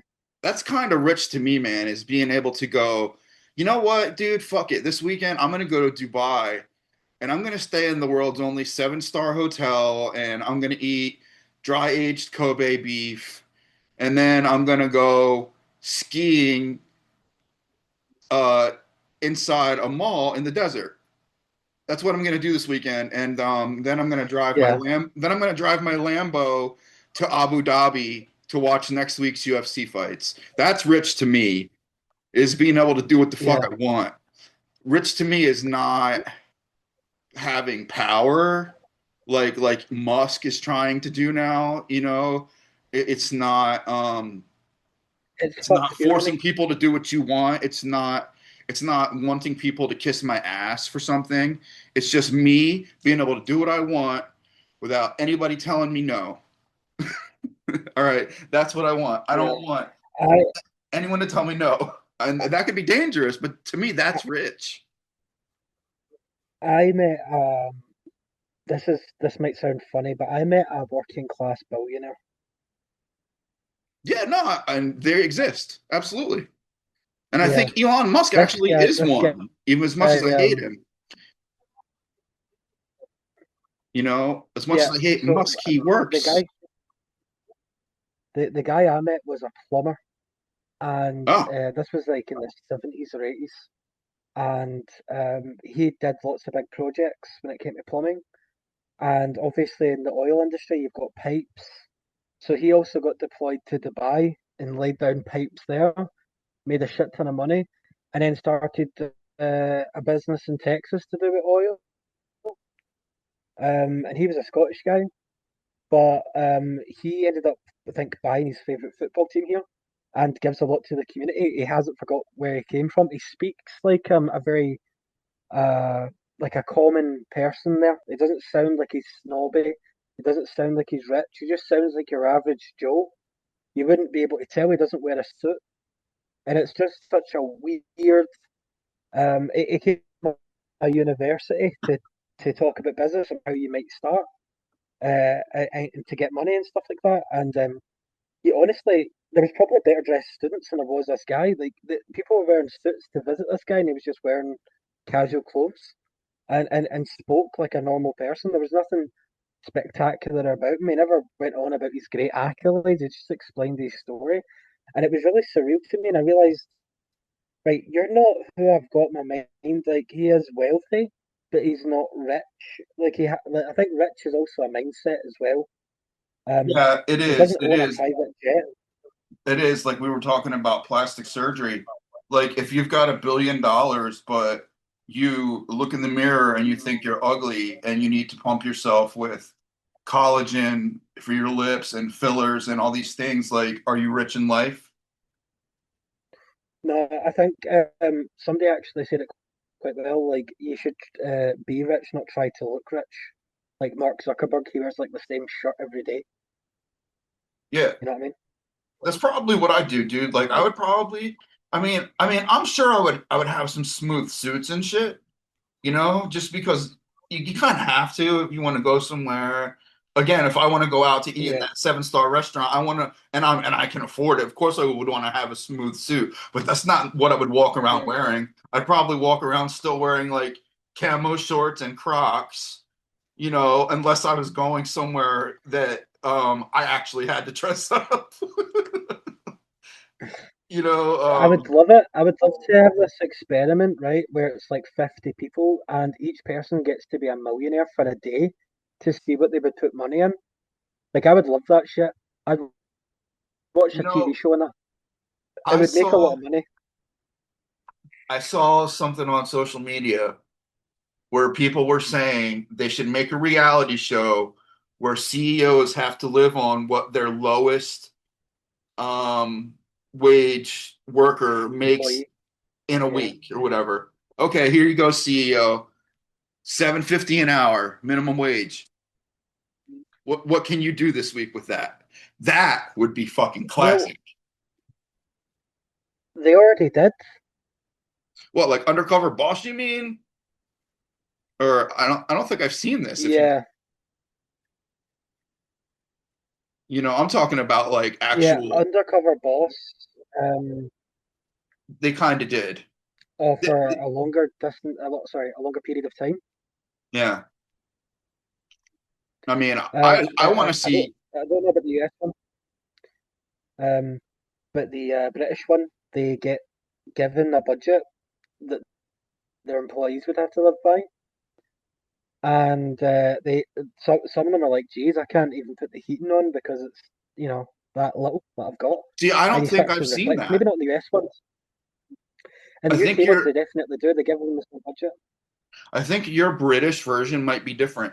I mean, I haven't watched like the hell out of this show, but usually it's just the boss going to work and trying to do the job. But your Yeah, British version, there's also yeah, yeah, I think there is a difference, but they've also got something called wife swap. I don't know if that exists in the US.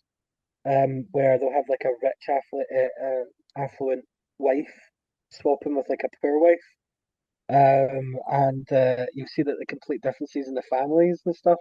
And sometimes they both learn something from each other, and it's good. And other uh, times they just realize, "Oh, we can't exist in that lifestyle." It is interesting. Um, when I was growing up, I mean, it was really, really difficult growing up because like I could get very personal. Um, but I had my dad went to prison, for example.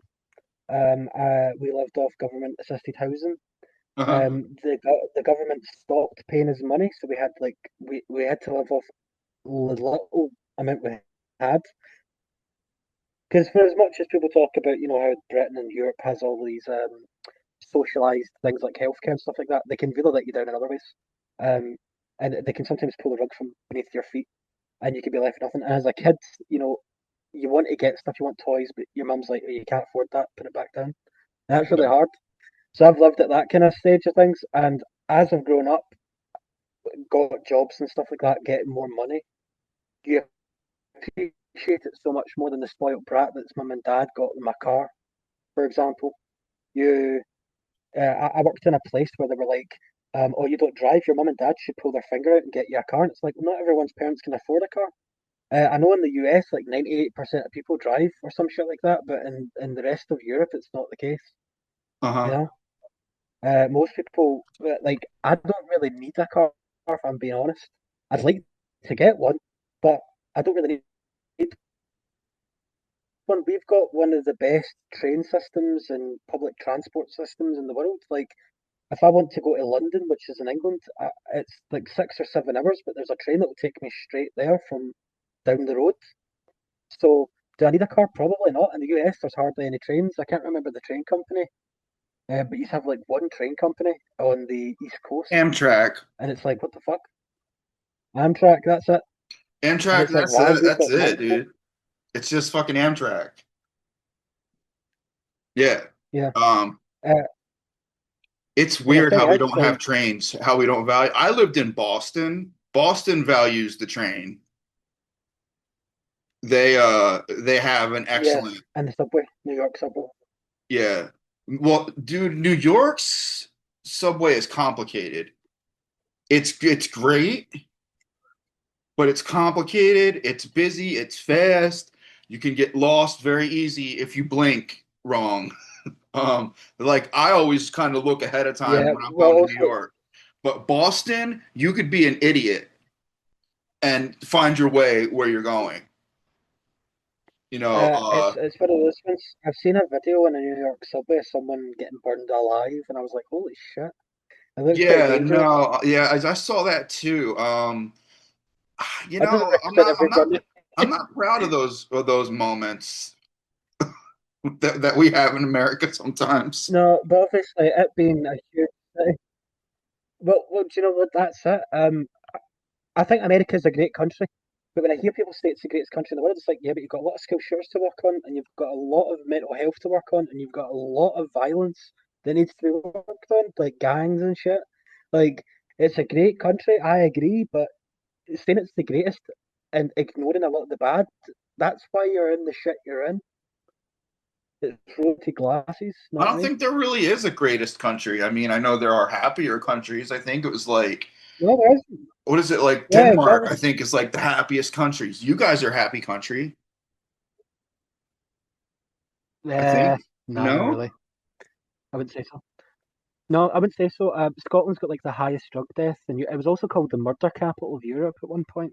No. Um, Well, maybe you're not. so I didn't realize it's Scotland changed was a so lot. It's happy. improved a lot, but it's Scotland. If you ever watched the movie Train Spotting, it gives you a Yeah. good insight into what Scotland was like in the 90s and stuff like that. It's when I was a kid, I was born in the late 90s, so I grew up in like the early 2000s.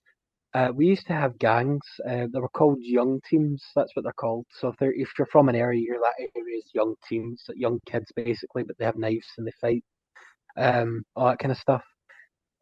Basically, our government did a huge crackdown. I can't remember the exact name of the operation, but they did a huge crackdown, and a lot of the gangs, you don't really get young teams anymore. You get groups of kids that hang around together, but the violence levels dropped significantly. Uh-huh. Um, they also stopped selling alcohol at football games because we've got Rangers and Celtic, which has got a Protestant slash Catholic divide and violence sectarianism. Um, we changed a lot of rules and regulations and laws, and they also sent police into these areas where these kids would group up to fight and broke them apart or arrested them or notified the parents and got the parents involved as well. And it decreased rapidly, but uh, Glasgow was voted the world's most friendliest city in the same year it was voted the murder capital of Europe. Yeah. Because while we are violent to each other, when it comes to tourists, we never got violent with them. We don't have any beef or any issues with people coming here. It's usually Yeah, so you just beat beef each other up. between The everyone. tourists are fine. Yeah, pretty much. Glasgow is known to be a very violent city, like the Glasgow Grin and stuff like that, where Uh-huh. the chibs. But um, a lot of that culture has changed a lot. We used to have these razor gangs that like they would literally if they got cut down their cheek, like that would be seen as a sign of respect. We don't really have that anymore. But you do sometimes see people in the older generation with scars all over them, and it's because when they were younger, that was seen as like, oh, that guy's really cool. He's epic. He is taking the blade for his community or whatever the fuck it was. But all that culture's changed a lot, and it is a really friendly city. Um, I wouldn't say that we're a happy place because there has been a huge rise in drug use, and I think a lot of that's to do with the fact that we had industries that a lot of people in Scotland wanted nationalised, but the Conservative government didn't. They kept it private. So it was all privatized, and a lot of these jobs never modernized, and they fell away. Other countries, other competition picked up our customers. So shipbuilding was really big in Glasgow. That no longer exists. Like Mm. so, everyone in Glasgow, thousands of men used to do shipbuilding, and that just disappeared. That industry. So there was a lot of people that were left without jobs or any skills, and they turned to alcohol and drugs. And it's a shame, but that's what happened in the Same 80s, thing's I would happening say. here, man. I mean, that's what Walmart. What do you think Walmart's doing? You know, they're sucking the life out of every mom and pop business everywhere. You know, Yeah, well, it gets kind of worse than that because Walmart actually owns Asda, which is one of our biggest chains as well. So Asda's our Walmart, and they do the same oh, so they're doing here. the same thing over there under a different name. Yeah, Oh, figures. I mean, they're just, yeah. it's like these companies are they're getting too big, bro. Too Well, yeah, big. that's they are getting too big. Do you know Liverpool Football Club? It's my favorite team. Yeah, yeah. That's Paddy the Baddies team, right? Yeah, that's owned by an American as well. He owns one of the NFL teams or something like that. Who does he Trying to own? see who. Let me just double check. Um, it's the Fensway Sports Group, which is he owns the Pittsburgh Penguins and the Boston Red Sox. Oh, no shit. He owns the Sox, huh? Yeah, Manchester United is owned by an American as well. Yeah, So we've actually got a lot of I forgot who owned them, but I remember someone bought them. yeah. So we have American companies and individuals that are really wealthy buying our stuff too. That's why I kind of didn't understand Trump when he said about us not buying more American. Our pardon me, our computers usually run Windows, which is made by Microsoft, an American company. Um, we've got things. I mean, I suppose you could classify AMD as not American, but there's Intel. We buy lots of Intel stuff. The most popular phone is an iPhone, again, an American company, Apple. Um, you know, we have a bunch of Americans investing stuff into here. You've got Asda, you've got uh, you see Glasgow City Centre. We have something that's kind of like, do you know how in New York you've got the what's that place called? Times Times Square. Square, like the you know, yeah, yeah. We've got a similar kind of thing. It's called the Four Corners. So it's kind of like it's kind of similar. It's just where all these roads converge into four, like four roads in the middle of the city. And on the four corners, each corner has a shop on it.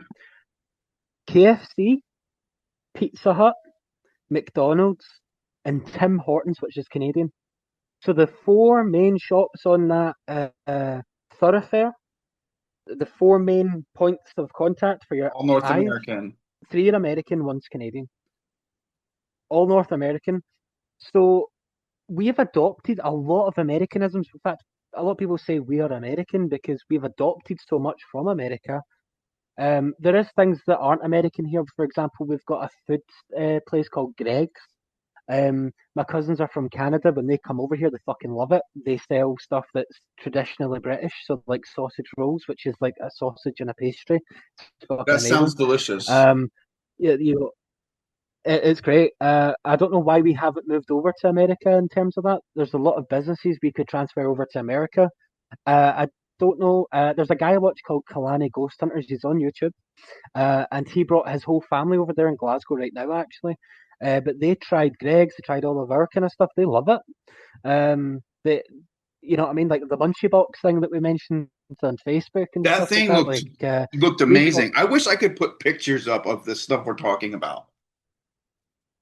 That well, bungee the good box thing is thing, that that thing looked ho- crazy. ho- hopefully when we move over to OBS, I'll show you how you can show things on the screen because you can actually with OBS like show things on the screen as well as your camera at the same time, like a Uh-huh. reaction video. You can actually do it like that. I'll show you that another time. But munchie boxes, they're quite unhealthy. But Of course. if you've had a lot to drink, that will Or literally smoke. fill you It looks like up a and it will smoker's just soak in box. all the alcohol. Or bro, yes, it's useful for that as well. I can confirm that. Um, Yeah, but you've got so many things, and one of the things that really surprised me was that in America you don't really do curries. You don't really do curries.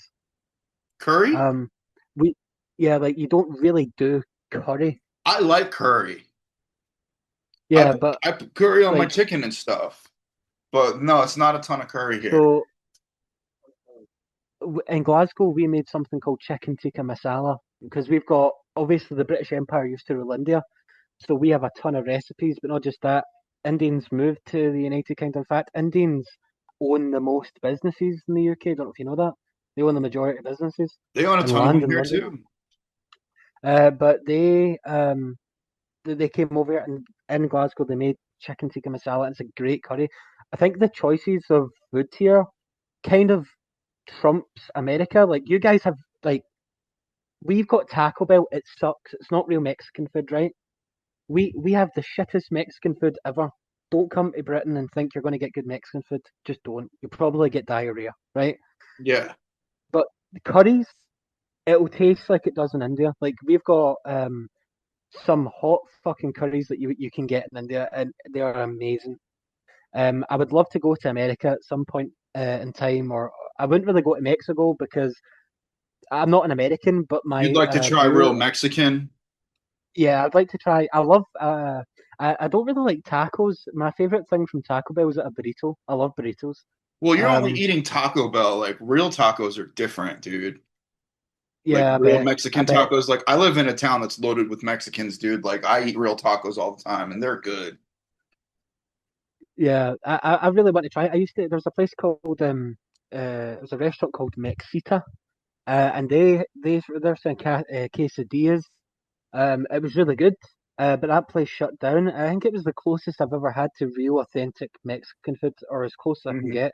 Yeah, I But guess. remember, we've also got Spain just south of us, and Yeah. they have very similar foods, a bit different. In terms of like, I'm sure Mexicans have um different ingredients, but in Spain, for example, Spain's vegetables are fucking insane.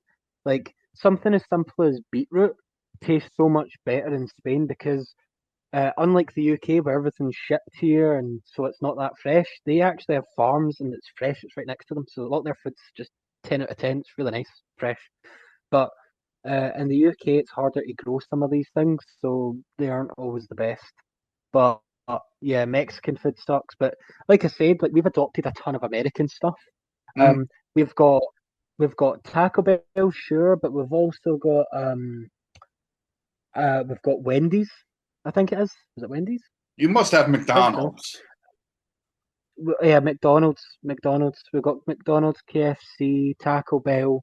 There are others. We've got Wingstop. That's just You basically hit got a the fucking UK recently. Wingstop? That's Yeah, funny. yeah. You should see the queues. And that's another thing. Wingstop opened up in England. I was in England at the time, and a Wingstop opened, and see the queue. People were lining up for fucking streets to get Wingstop. Like people idolize America here. They love America. It's So see wild. when Trump turns around and goes, "You guys are freeloading," and says a bunch of shit about Europe, it's kind of like everyone here's like, "Bro, we love your country, but you are straight up shit talking us." Um, and do you know what? This is how I believe it. I don't think we are. I think we could definitely pay more into NATO contributions. That's true, but I don't think we're paying like nothing. There are some countries like Spain. Spain's a. I don't like Spain for some things. Spain didn't get involved in Afghanistan or Iraq, even though they were obliged to with Afghanistan. Uh-huh. They put very little money into their NATO contributions, so they're getting the protection of NATO, but putting very little in. So I have a problem with that. But the UK is like one of the like top three pairs in NATO. Like I think Germany might trump that now because what everything Trump's been saying has made Germany go, ha ha ha ha. If there's going to be a third world war, we're going to be ready, boys, because they're Germany for fuck's sake. You know what I mean? What Trump's message was, now this is the truth. After World War II, it was right. We need NATO because we don't want Europe to remilitarize and get another World War II again. We don't want that. And Trump's message is Germany, I'm giving you the green light, rearm. So, and it's even got to the point where there's German politicians saying we need to have more weapons than the United Kingdom. Why would you say that? You know what I'm saying? It's a bit You can't strange. depend on us So, anymore, and it no, sucks. no, but it's not just that. It's the fact that Germany, like, why would Germany need more than Britain? Britain's not going to be an enemy. Yeah. So why are they saying that? It's weird, man. I think what happens is that Europe's like the US. Imagine the US is like 10 years Okay. old, right? Like Europe is basically Europe's basic champions, right? These motherfuckers are old. So when this 10-year-old decides, oh, that's there, I'm gonna pour gasoline. It doesn't help, and I think that's how I would say that about Trump. I think Trump's like the 10-year-old that wants to pour petrol on a fire, which is Europe, and Europe's got its own problems, by the way.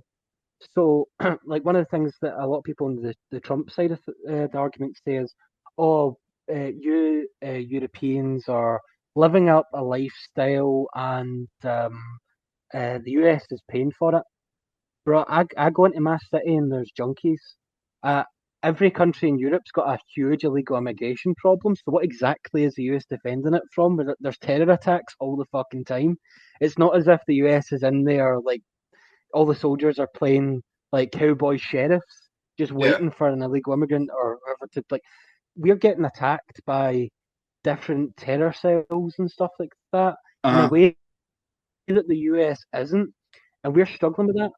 The problem is as well is like it's so fucking stupid. The left wing in Europe is so dumb. It's not even see most of the right wing people here. We've been used to socialised healthcare. We're used to socialism in a sense, right? In that way, we could probably forgive it for being socialistic. But what we can't get is that a lot of these left parties are so quote unquote empathetic that they're letting shit slide that they shouldn't let slide in the name of being, seen as the good guy. But the thing is, it's not even about the economy anymore. It's about, like, for example, this is a really good example. Right now in Britain, you need to present a driver's license or a passport to get into Pornhub. Yeah. But if you Um, want to cross into England illegally, you don't need a passport. So what the fuck? yeah, that whole You know thing what I'm is saying? getting really weird. Yeah, I literally, in between these segments that we've been recording, I was listening to an English MP and he said adults, so adults, not kids, adults using a VPN endangers kids. How the fuck does it endanger kids? You know what I mean? It's so stupid. And But the fact that imagine you don't have a passport. Imagine you don't have a passport. Imagine you don't have a driver's license, but you want to watch some porn. Do you need to get your fucking birth certificate out just to have a tug? It's a bit much. it is a bit You know what I much. mean? Yeah, it's a bit It's, much, it's dude. I don't see how you can possibly police the internet in that way. I don't it's see how you could do it. so, so this is where the left in America need to realise this. The left in America need to realise, see free speech and all that kind of stuff. Like, see when the right wing, Trump or anyone else talks about free speech being important, that's not something to argue against, right? And so, see in Britain, see if I say I want free speech, and they're like, "Oh, what if somebody used the N word?" And I said, "Well, they're a piece of shit. That's got nothing to do with me. They can say the N word, right? And everyone can judge them for it, and they've got to live in a fucking country where everyone's judging them. They can't, you know what I mean? Who wants to work with somebody like that? Nobody. See if you jail them. There's a guy called Tommy Robinson, right? He never said anything racist, but it's implied that he's racist because he doesn't like immigrants, right? Yeah, yeah. Um, He has a thing with Musk. Musk likes well, him. Musk pays for his what do you call it? His lawyers, Yeah, right? okay. I know Because they had a thing. now, see if Tommy just said what he was already saying, and the state never intervened. he would never be anywhere near as famous as he is now. It's because the states try to censor them that's actually gaining popularity. And it's like Europe has this fucking, especially. I didn't really, you don't really see infringements on speech when it comes to the right wing groups in Europe. That's the truth. You don't really see it. But on the left wing groups, for some weird reason in Europe, they want to censor this shit because they say, "Oh, you shouldn't be racist." But putting racists in jail is going to make them more spiteful. You know what I'm saying? Hmm. So I'm not racist, but I also think that jailing them's not going to make them any less. It's just, and do you know what? They've even jailed people for criticizing the government. Some post on Facebook, I've seen them, and it's like that's not even racist. That there's nothing racist or racial about that. There's nothing. It's maybe just saying like there was somebody that was talking about Keir Starmer. Just was he's a disgrace or something like that. The person that posted that is in jail, and it's just like, bro, our prisons are full. Why the fuck are you jailing people for what they say on Facebook? Shut up. You know what I mean? And then when Trump goes to visit, even though a lot of people here don't like Trump, when Trump starts talking about free speech, and Stammer's like, "Oh, we've had free speech for a long time." Clearly not, 'cause there's people going to jail for what they say, and it's not as if they're some people that incite riots or incite violence. Okay, fair enough, you've got a point. But somebody that's just sharing their opinion, you put them in jail. That goes against free speech, and I don't know if you know this, but British values includes democracy, and in a free democracy, you should be able to say what you think. So it's anti-democratic, in my point of view, to jail somebody for what they say, even if I hate what they've got to say, even if I think that they're scumbags for being racist. I need to let them say that. And you know what? If you start censoring people and putting them in jail for what they say, they're going to go underground with that shit. They're going to be quiet and form little groups, and it's going to be worse. They're going to become even more radicalized. So I'm like, just let the dirty laundry be aired. Just let all that shit out, so we know. Because there's people right now too afraid to say how they feel, and they could be Nazis. Actually, there's a guy that I was speaking to. Right, this was like years ago, and he got comfortable with me, and he decided to share the fact that he believed that Adolf Hitler was right and shit. So I immediately blocked him and stuff like that. But the guy was so shady. The guy was so shady about it because he knew that if he was talking about that openly, he'd go to jail. So it's actually forcing these far right groups underground. In Uh-huh. fact, the government actually there was the far right groups that were starting to form gyms, like actual fitness groups. Hmm. So these guys were like training to fight under the guise of a gym, but actually it was a far right training facility. So that's what's happening in Britain. We're actually seeing this shit because the government isn't letting people just say what they want, even if it's full of shit, even if it's bullshit, even if it's scumbag material. They're actually forcing these people to be very sneaky. There was even groups that were going on Telegram having private conversations and shit like that and grouping together. They're turning these people that are racist, sure, but they're turning them into like extremists because they're so worried about getting caught by what they say. And you know what? If somebody was openly racist around people, they'd get called out for it anyway. Nobody wants to be friends with somebody that's got nothing but hate. You know what I mean?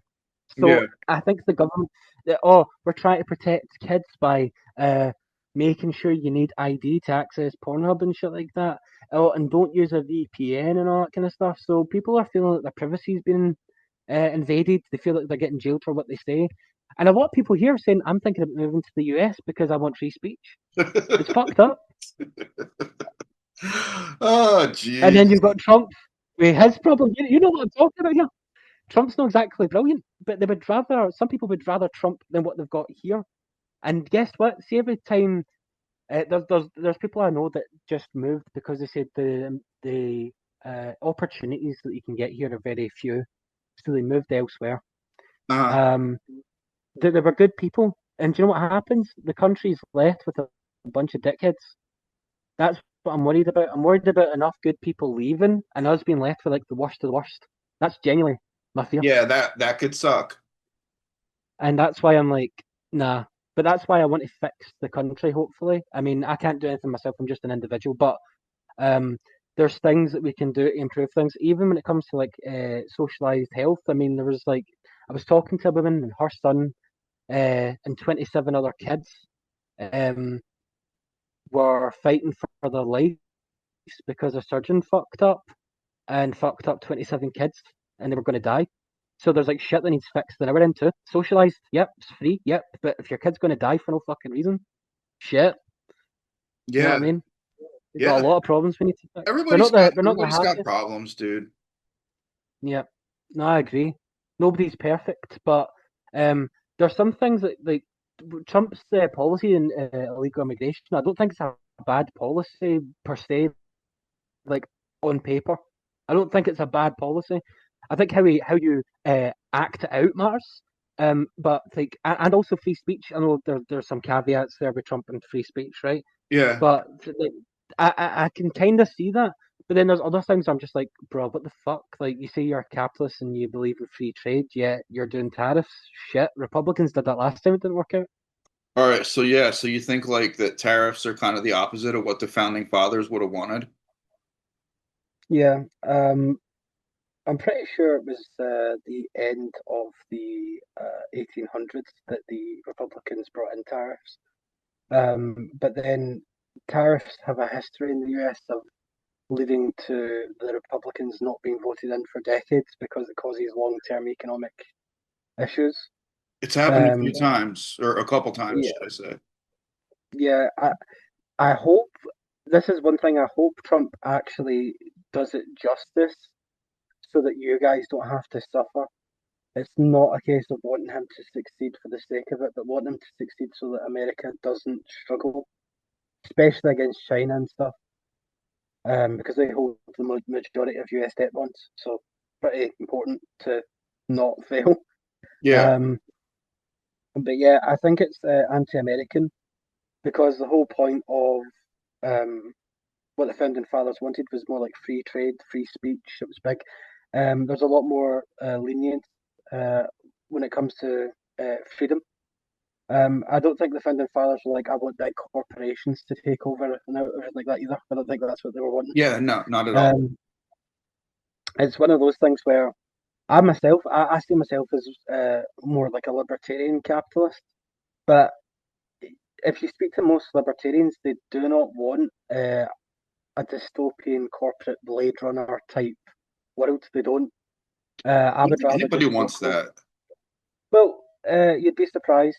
I used to work as a network engineer for stock exchanges, and so I would be in contact with. I mean, I spoke to people from Bank of America and stuff like that. I spoke to people from different economic groups, rich people, um, people that were serving BlackRock and shit. And there is a substrata of capitalists that do want that whole dystopian future where corporations rule everything. There is that group of people. There is.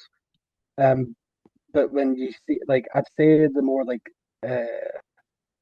the libertarian in me kind of wants, bartering, like that kind of thing, like people trading with each other and stuff like that. I would Uh-huh. much prefer that. I like the idea of the small local family run shop than I do the big corporations. It doesn't make me less of a capitalist for wanting that. Actually, that's what I'm saying. There's some socialists that look at like Joseph Stalin, right? He's seen himself as a bit of a communist, but he was an absolute dick. He uh, he reserved things for himself. I mean, look at King Kim Jong Un. He lives under a socialist thing, but yet he Yeah, eats all the food. These people starve. You can be a socialist and want people to have everything shared, or you can be a socialist and be an absolute dick. It's human nature. I think that there's capitalists out there that genuinely want what's best for everybody, and I think there's capitalists out there that absolutely hate your guts and they just want everything from you. Like, yeah, I don't think it's reserved. I don't think all capitalists are evil, and I don't think all socialists are evil. I'm being honest. I don't think all communists are evil. I think everyone's got, well, a lot of people have good intentions, but there are some that are just damn right horrible yeah, from each group. But when it comes to the tariff issue, I do think tariffs are anti-American. I mean, America gained its strength through the free market and free trade, and to put tariffs on stuff, I mean, it's not as if I'm paying for your tariffs. You know what I mean? Americans sure might be buying less of my stuff because it costs more, but it's the American consumer that pays the tariff. It's a tax on its own people. It's the whole It doesn't point make of sense. America. Yeah, the whole point of America breaking away from Britain was tax. Now you're getting tariffed, which is a tax. It's just to me, it doesn't really make much sense. It just feels like a step away from what the founding fathers wanted. That's what I think about tariffs. Um, I think that there's something to be said about how do you put it? Do you know how we were talking about like family-run businesses and stuff like that, and how I prefer that? I Um, think that America would be a great opportunity to when you talk about like socialized stuff, like socialized healthcare. I'm of the opinion, and it's up to you. You mean you've seen it yourself. The Democrat Party's got a lot of problems, but so does the Republican Party, quite clearly. But I've lost kind of. I'm not an American, but I've kind of lost faith in both of them. I didn't yeah, like no shit, Obama right? because when I didn't like Obama because when Scotland was trying to get its independence, Obama started to butt in and say, "Oh, we won't trade with Scotland if you go independent." I'm like, "Fuck off! Who the fuck are you?" You know what I mean? So I kind of hated that, but they intervene in things that aren't their business, to be honest, and try to tell people in other countries how to vote and stuff like that. Um, But I think what the government's done collectively between Republicans and Democrats is it's gave the big pharma companies all the regulations that you have to pay a lot of money to follow. And so if you're mhm. not a big pharmaceutical company, you can't run a business. Um, you know what I mean? It's kind of the antithesis of a free market. They're kind of not letting people do it. It's regulations designed so that only rich super pharmaceuticals can actually afford to run. And it means that your average Joe in America, even if you've done this, like, say, imagine you did a degree, right, in healthcare, and you come up with a cure for something. These big pharma companies might, uh, like, try and silence you or get your patent off you or try and steal it from you. They're And just so powerful. It's ridiculous. it's, that's what I was saying. I think a free market should be free from government intervention, sure, but also free from corporations crushing small businesses. And I'm not talking about out competing. There's a difference between like sure big corporations might be able to pump out something cheaper, but there's a difference between that and then actually trying to destroy your competition, Yeah, actively trying to get rid of them. I think that small business owners should be given more chances. If I owned like there's a local supermarket right that's nearby, it's like a big mall, shopping mall. If I've always said if I bought that shopping mall, I would dedicate a quarter of the space to local businesses and the other three quarters to McDonald's or whatever else because they have McDonald's there. But I would rather reserve a quarter of it for local businesses, and I think the more capitalists that have these assets to do that, the more of them that decide to do that and move a little bit away from the corporate dystopian future, the better. And do you know what the thing is?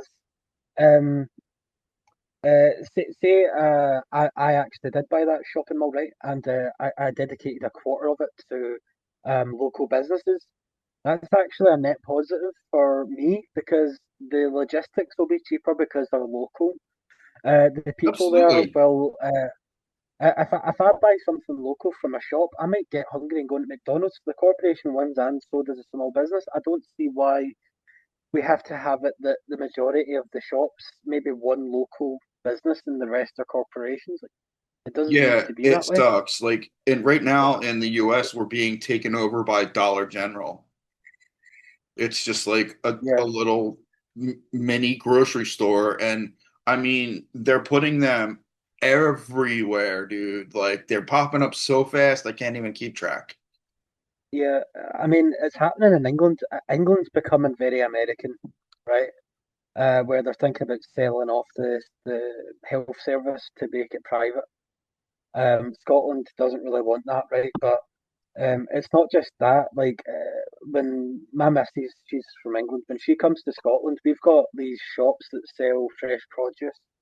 So like fresh uh, pop popcorn, like the kernels. They've Uh-huh. got them. Want fresh coffee? They've got it. They've got the beans there. They've got everything from different parts of the world, and it's a local business. It's not a big corporation, and they're just selling stuff that's just organic. Oh, Yeah, everything's there's a organic in there. place we have this place. It's called an Amish market. Yeah, Um actually, I don't really care if you're left you know or of the Amish. yeah, I don't really care if you're left or right. The most moral decision is to buy Amish because Oh yeah, the Amish you know food what I mean? is It's yeah, but fucking awesome. there's this whole big market and I think it's open like Thursday, Friday, and Saturdays, but it's got like all these different types of Amish food. It's just loaded up, man. It's this big like pole barn building. Oh man, and Yeah, uh, everything is so good. yeah. It's the corporations in America have sold out their people so bad.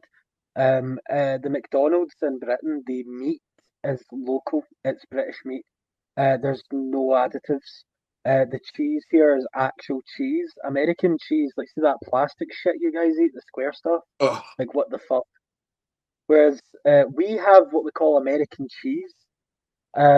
It is processed, but the actual ingredients themselves are like say 98% cheese. It's still got a lot of the original ingredients in it. If you just look up like there's videos online comparing like the ingredients of an American cheeseburger versus a British one. You guys have so many extra additives, and guess what? Like that increases the price. You know what I mean? Like because there's more ingredients. Like anything, like you know this. You've got Italian family. If you make a pasta and it's got like 50 ingredients versus a pasta that's got say 4 or 5 main ingredients, it's going to mhm. cost you way more. Like Actually, man, the better stuff is more expensive now. You know, so you're yeah, paying less for the stuff that has all the shit in it. That's why yeah, everyone's and getting cancer. yeah, do you know what? It might actually be that way because the ingredients, these things that they're adding that are shit, they're probably wanted by no one, and that's why they're so cheap, and that's why they're so able to sell. They're additives. Um, They're things that make the products last longer. It's like fillers and just basically, man, these companies they end up with they go public, they end up with shareholders, and this is what shareholders want is, oh, we don't want you to have sugar anymore. Now it's got to be high fructose corn syrup. And they just keep moving down the line to like cheaper like ingredients that are like filler. When you think of it like yeah, drugs, it's like they're cutting their product with shit. I don't think I ever, I don't think I ever showed you this, but this is our national drink, if you want to call it that. It's called Iron Brew. That's your national drink? Yeah. So in England, Coca-Cola is the uh, most popular drink, whereas this is more popular than Coca-Cola. And it's really, really strange because we're one of the few countries that the national drink is actually from that country, if you know what I mean. Uh-huh. I have never seen that shit before. It's really fucking good. A lot of Americans that have tried it have sort of said it's kind of like a mix between like a cream soda and a bubblegum kind of flavor. I Well, fucking that love it. sounds good. I like Uh, cream soda. but while we're on the topic of getting rid of sugar, our government increased. They introduced a sugar tax. Now Britain's bad for tax. I'm going to say that. Like Scotland's even worse. Scotland's income tax is higher than England's, so you keep more of your money in England when you get a job. Hmm. But the tax up here is insane. But they got rid of a lot of sugar, these companies, because nobody was willing to pay that kind of money for a drink. Uh-huh. But before they got rid of that sugar, people were using this drink as a cure to hangovers. Like everyone used to have one when they woke up the next day, and it would make them feel better. But since they got rid of the sugar, it's like I don't know, it just doesn't taste the same. But it used to be like a really great drink, and you can actually get the original one from 1901 with all the sugar in it, but it costs like a couple of pounds more. It's like £2 more. So like, would you pay $2 more for a Coca Cola with more sugar in it, or you Um, know what I mean? Actually, we have what we call Mexican Coca-Cola. Like the Coca-Cola I've in heard. Mexico is made with actual sugar. It's in Yeah, glass I bet. bottles and it's made with sugar. And like Mexican, there's like I said, there's a ton of Mexicans around here. So there's a ton of Mexican Cokes around here too. So you go to like a Mexican store, it's like I think it's like $2 or something. I think it's about the same price. But it's way better soda, Uh, and you have to like open it with a bottle opener. yeah, it costs more for us to get like full sugar drinks now. A lot of these are like we've got Coca-Cola Zero and Coca-Cola Diet. It's just like we've got all these different variations of non-sugar drinks. It's insane. Yeah. Um, I think they replace the sugar with this stuff. Um, this really bad thing, ironically. So they replace the sugar with this stuff that, if you drink enough, can give you poisoning.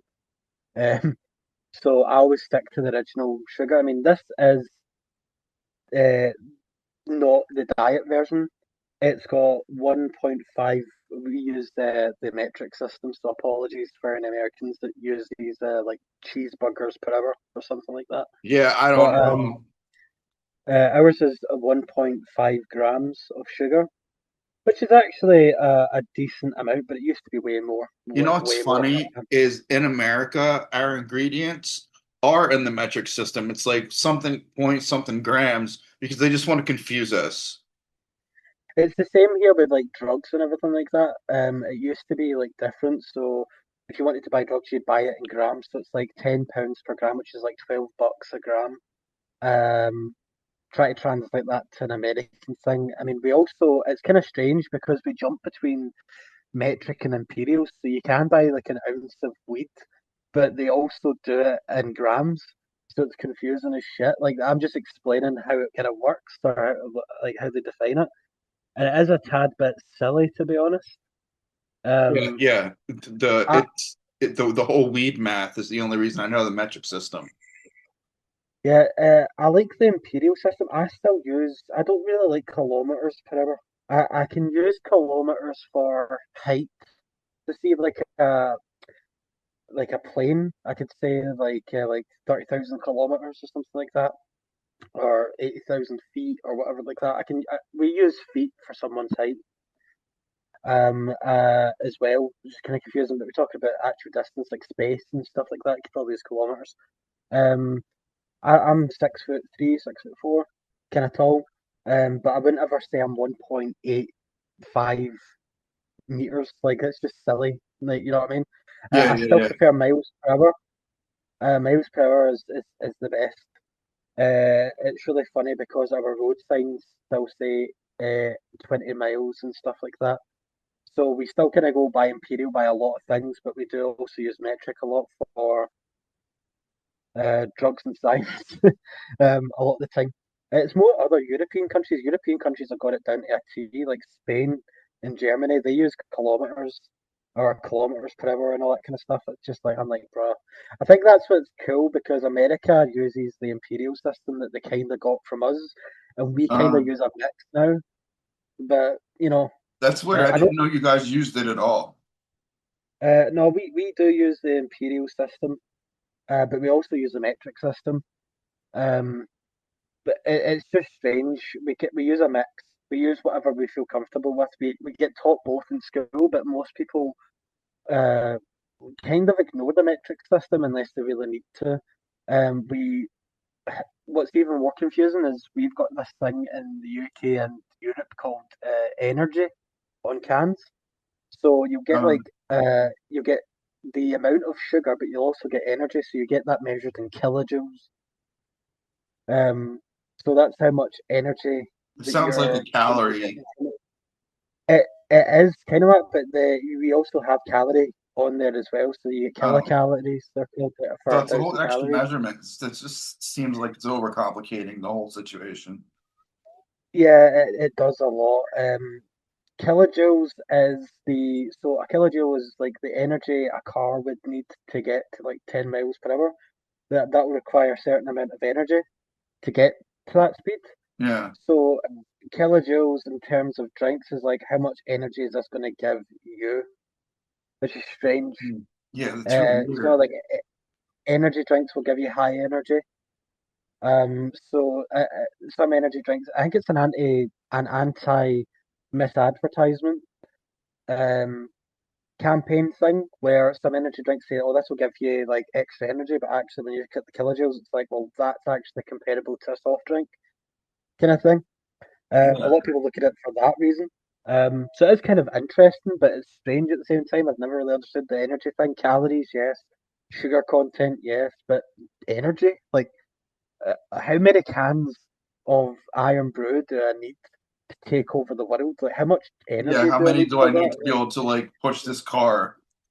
Yeah, exactly. It's like, what? Is it So like a it's video kind of, game where I'm like fueling up with like, you yeah. know,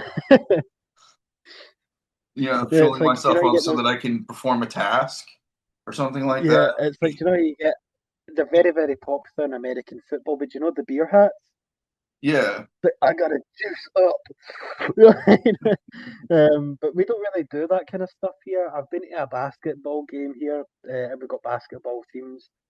Um, they're not as popular basketball. Baseball is non-existent. We've got cricket for that, but Yeah, but you're um, just soccer, right? Or soccer's football. major here.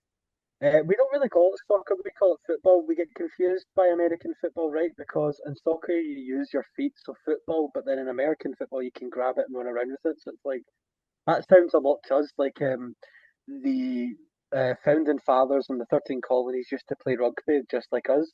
But what happened is the rules changed over time. Uh-huh. Um, because I've seen it. The difference between rugby and American football, the major difference, rugby players don't have any safety equipment on. There's no helmet. There's no nothing. The guys charge into each I don't other, think and I've ever it's kind of watched similar it. to American football. Bro, there's a guy, a rugby player, and he goes and visits an NFL team, and he kicks the ball so fucking far, bro, and everyone's like, "Holy shit!" Oh no, I think I It's have kind heard of of this like person. NFL to us is like boxing, and rugby is like UFC. If you know what I mean, like it's very like these guys don't wear any like any sort of safety equipment, and they're just headbutting each other. It's fucking brutal. Like you should Mhm. watch some rugby. They say there's a saying here that I'll change the word slightly so it makes more sense. But um, when it comes to soccer, it's played by gentlemen and watched by animals. That refers to like the football hooliganism and all the fighting. But when it comes to rugby, rugby is played by animals but watched by gentlemen. That's the difference there. Um, Rugby is really fucking good, man. If you look at like say New Zealand rugby team, they do the haka and shit like that, but they're badass as fuck. And when you see them playing each other, I mean these guys are fucking like 6, 7 feet tall, fucking giants. Like you can imagine you've got like linebackers and shit like that in America. I Uh-huh. think if Americans did rugby, I swear to God, it would be fucking amazing. Like I would literally watch the shit out of that because you guys have so much good talent. But there's more of the world that plays rugby than there is that plays American football. I'll be honest. Um, but I think a lot of the skills are transferable. The rules are different, but the actual skills that you need are pretty much the same, right? So, um, if you like NFL, watch a rugby game. I think you'll like it. I've seen Americans on reaction channels watch Sometimes rugby it's and they on love like it. ESPN and stuff. I'll have to check it out. But I'm a huge American football fan. Like huge, huge. Watch rugby then, mate. Especially like national games, like Scotland versus England. You'll hear the national anthems of both England, which they play Jerusalem. That's their national anthem. Because aside from God Save the King, that's the British national anthem. But England's got its own called Jerusalem, and we've got one called Flower of Scotland. So they're different. But you'll hear the fans actually sing and full of pride, and they'll play rugby. Rugby is fucking awesome, man. It brings fans together a lot, and it is the closest thing we've got to the NFL. Soccer is good, but it's very commercialised because obviously the Red Sox guy owns Liverpool. We've Uh-huh. got people from Dubai that own Man City. So we've got Manchester United and Manchester City. They're two different teams, but the same place. Like geographically, it's like two teams in Philadelphia named after the place, right? Um, but they're one's got like Arab money, we call it, and one's got American money. So it's very commercialised, whereas rugby still sticks to the country. It's more national based. Um, Um, what confuses me is baseball, right? Because we've got cricket, but baseball has this thing called the World Series, but it's only in America, and that confuses me.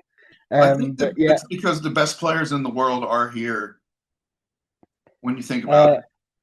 well, that's what when it comes to baseball, that makes sense because you guys are the only ones that play baseball. Well, no, they play baseball in a lot of like South America and stuff like that. They play baseball in other countries. It's mostly Uh, like South I, American countries. so in Europe, baseball's like non-existent. We know of it, but we just don't get it. We've See when we go to school, we have physical education stuff like that, so we get taught different types of sports.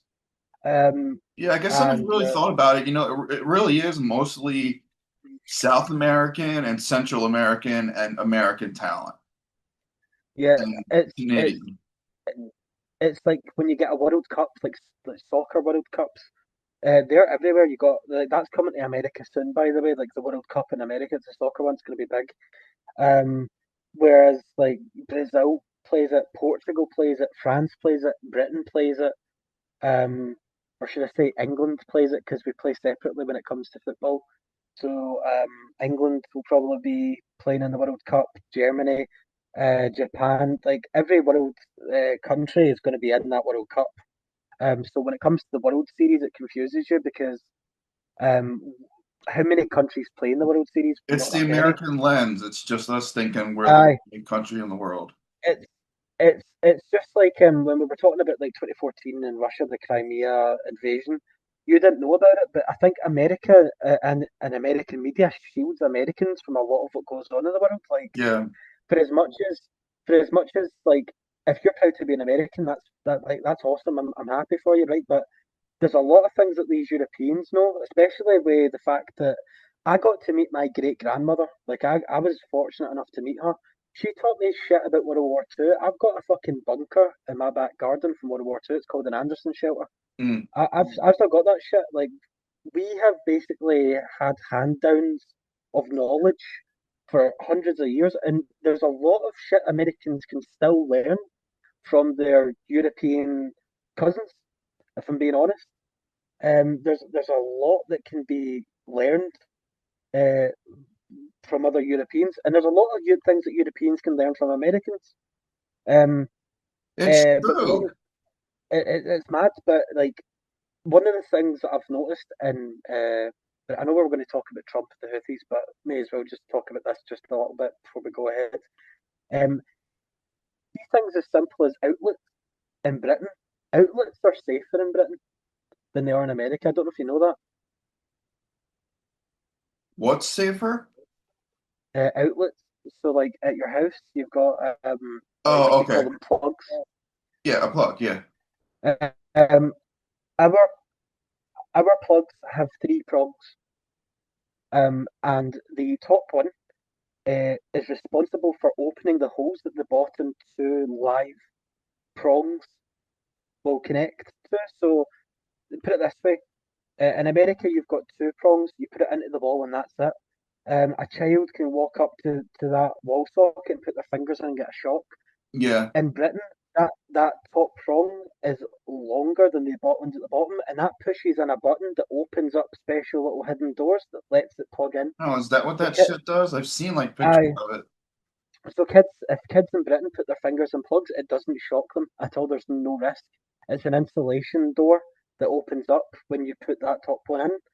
So, Huh. and not just that, like that's safer, for example. That's something that I wish to see in America. I've seen Americans watch reaction videos to that and go, "Holy shit, I want that in my house."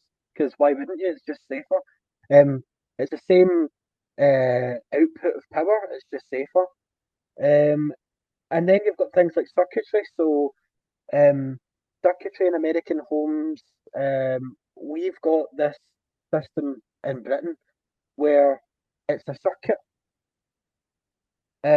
Whereas in America, it isn't a circuit. It doesn't go the whole way around. That makes sense. Yeah, I know It what kind it of is just goes because up. I went to Oh, school for electricity many years ago. yeah. So that's you guys do it differently from us, but I don't know. I'll give you an example. Right, my dad was at one point. He had a strimmer for cutting hedges, and he cut the wire, and in the house stuff started tripping as a safety feature Okay. so that there wasn't any live electricity going down the wire. And it's just an automatic feature, not built into the appliance. not built into the outlet itself, but built into the actual like the whole system. So if one goes down, it all goes down, and you've got to reset it at the actual mains. But it's generally quite safe and it's pretty cool. But there's things that Americans have accomplished with electricity that's pretty decent. Like I've looked into it, there's a lot of differences, but they're actually really cool achievements and how we've looked at things differently, but came up with good solutions. Uh-huh. And man, I just think there's a lot to learn. There's a lot to learn, but we could There's probably move definitely on a to a lot to few. learn. You know, it's just I feel like we're being turned against each other, and it sucks.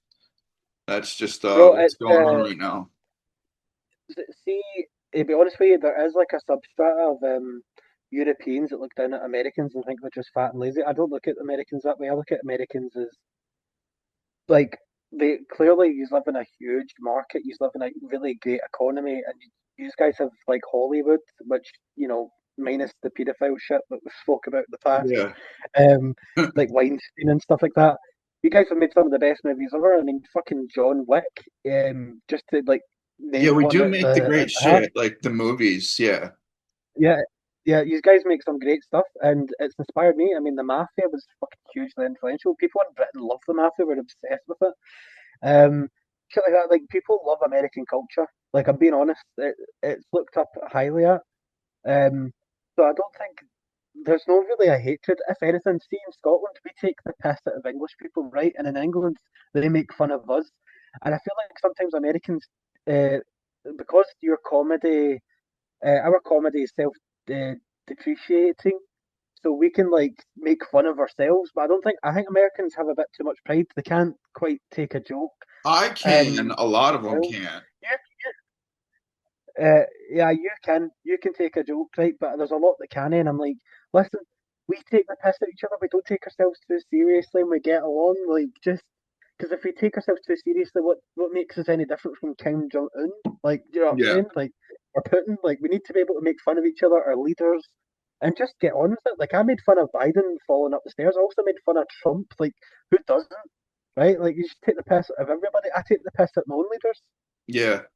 Um, like that is what living in a free country is supposed to be about. Just being able to laugh at anything and not take things so seriously, so you can just get on with life and get on with the more important shit. Yeah. I thought the South Park was brilliant. It really Yeah, it was. was brilliant. It was brilliant. You know what I mean? It's like we should be able to laugh at each other, and if we can't, then we're living in some sort of dictatorship or something like that. I don't know. Yeah, and just But the fact that the White House had to put out a statement about it. yeah. I don't know if you saw But that, we're but they gonna made a statement about it. Yeah, I think that doesn't work in their favour because South Park would just jump on that again and actually make fun of that itself. So, Yeah, they're um, no, South Park is merciless. They don't care. no, no, they won't give a shit. I remember being really young and watching the South Park movie and Satan's in bed with Saddam Hussein, and then seeing Trump in bed with him. I was just like, bruh, that's funny as fuck. But Yeah, he's like, um, you're really starting to remind me of this guy I used to date, you know. Talking about um, Saddam. we're going to talk about the Houthi PC chat, but I was just going to talk about like cybersecurity because obviously I do a bit of tech stuff. So I've actually made my own private secure communication channels before. Uh-huh. I've used tools like see the National Security Agency NSA. I've used tools made by them to secure servers. Like I know my shit, and it kind of depressed me that they were using Signal. I think that was wrong. And Yeah. if you're a Democrat, especially, right, because you're probably more left leaning and probably are a bit more open to socialism and Bernie Sanders, the idea of Yeah, I'm putting more government, Bernie, yeah. yeah, if you think about it, Signal is a private company, and the government literally relied on a private company for chats about national security issues. Now, a lot of the people that are in Trump's admin will say, "Oh, it wasn't a matter of national security." If you were talking about bombing countries and it wasn't like if that wasn't uh, private communications, why didn't you post about it on Twitter? Why didn't you make it public? No, Yeah. because it's private. So private communications being leaked at all is bad, but the fact that the government were talking about some conflict and it being on third party servers, I mean, Microsoft was actually outsourcing. CIA Pentagon IT support to Chinese contractors. Don't know if you know that, for Mm-mm. $18 an hour. So what, like, the Pentagon could have been what do you call it, compromised by these Chinese contractors. I wouldn't be Uh, surprised, to be honest with but you, if that's the way bro, goes. Microsoft were trying to cut costs by outsourcing and outsource to Chinese contractors for CIA, Pentagon, IT tech support, where they've got the keys to the castle, right? That is fucking wrong. And the fact that there was no oversight over that is a joke, but it just shows you cannot rely on companies for secret government national security issues. You just can't. You wouldn't. And you know what? I've got a system. If I want to chat securely with my friends, I don't need Telegram. I can connect via VPN to my own server. They connect to the server via the VPN, and we have a private chat server with biometrics. All the data is kept peer to peer, so the only people that have our chat information is between the two devices, like their phone and my phone, and Uh-huh. that's it. I have got encryption on there as well, or memo encryption. It's the same kind of tools that you would use if you were in, say, a three-letter agency. It's the same level because I've had quite an extensive experience with IT and technology. I can set up secure channels. Not that I've ever needed to, but I can. It's just a thing I can do. And so that Uh-huh. if I can do this as an individual in Scotland, it pissed me off that a government would get caught out using a third party and Yeah, also have them signal. leak. Yeah, and that also is vulnerable as shit as well. So I just think whoever decided that was a good idea should get sacked. Really should get fired properly. It's a complete Yeah. failure in security. Um, but yeah, the fact that the Chinese contractors were working in CIA Pentagon systems and upgrading them and getting access to the data, I think that should raise eyebrows because that's serious shit, man. That's your foreign intelligence. Like FBI's for domestic issues, CIA is for foreign. Yeah, that's In CIA fact, stuff. I can actually apply and work for the CIA. Don't know if you know that. Mm-mm. You can be a foreigner and apply for the CIA. The CIA is for foreign things. So you actually can be a foreigner and join them and help them. You don't need to be an American. FBI, you need to be American because it's domestic. But you can actually help the Americans out with the CIA, and actually, you don't need to be American to be a CIA operative, kind of thing. Same That's as kind of cool. MI6. I did The not same know bit. that. Did Um, not know so that. yeah, so yeah, you can be British and also a CIA operative if you want. It's up to whoever, but yeah, that prevents you from joining MI5. And if you're an American and you joined MI6, you can join the FBI, for example, because you're not allowed to do that. It's a uh, it's got cross interest that you can't do. Gotcha. Um, so it's kind of like one of those ones. In MI6, you don't need to be a British person to join it, and like the CIA, you don't need to be an American to join that either. But I just thought when it came to the Houthi chat thing, I was like, bro, that's such an infringement on not just that, the troops that were there carrying out this strike Yeah, and against it's the Houthis. buried now, man. It's been months. Like Oh, it's it's just long gone. But it's scary to think if that guy didn't leak that and say someone else got added to the chat and was secretly just recording everything the whole time, they could yeah. have got some really interesting intel and fucked over Americans and killed Americans. Like I even spoke to Trump supporters about this, and he just gone into detail about it. I was like, listen, guys, you don't understand. One misslip, one word slip, and someone could have been compromised, and that would have been U.S. civilians or U.S. operatives dead. Like you need to take that Yes. seriously. And it happened under Trump, no Biden. Even though they say Signal was approved under Biden, I don't remember anyone getting added to the chat because it looks like Biden's admin were at least smart and didn't just add journalists to Yeah, seriously. the chat. But yeah, Well, we're I know about to it's run really out of time here, dude. We got like a minute left. yeah, I know it's been really good chatting to you again, man. And hopefully this time people get to see my face and Yeah, they've no, enjoyed the no, it's been great to get to actually talk to you. It's just time for me to watch baseball now.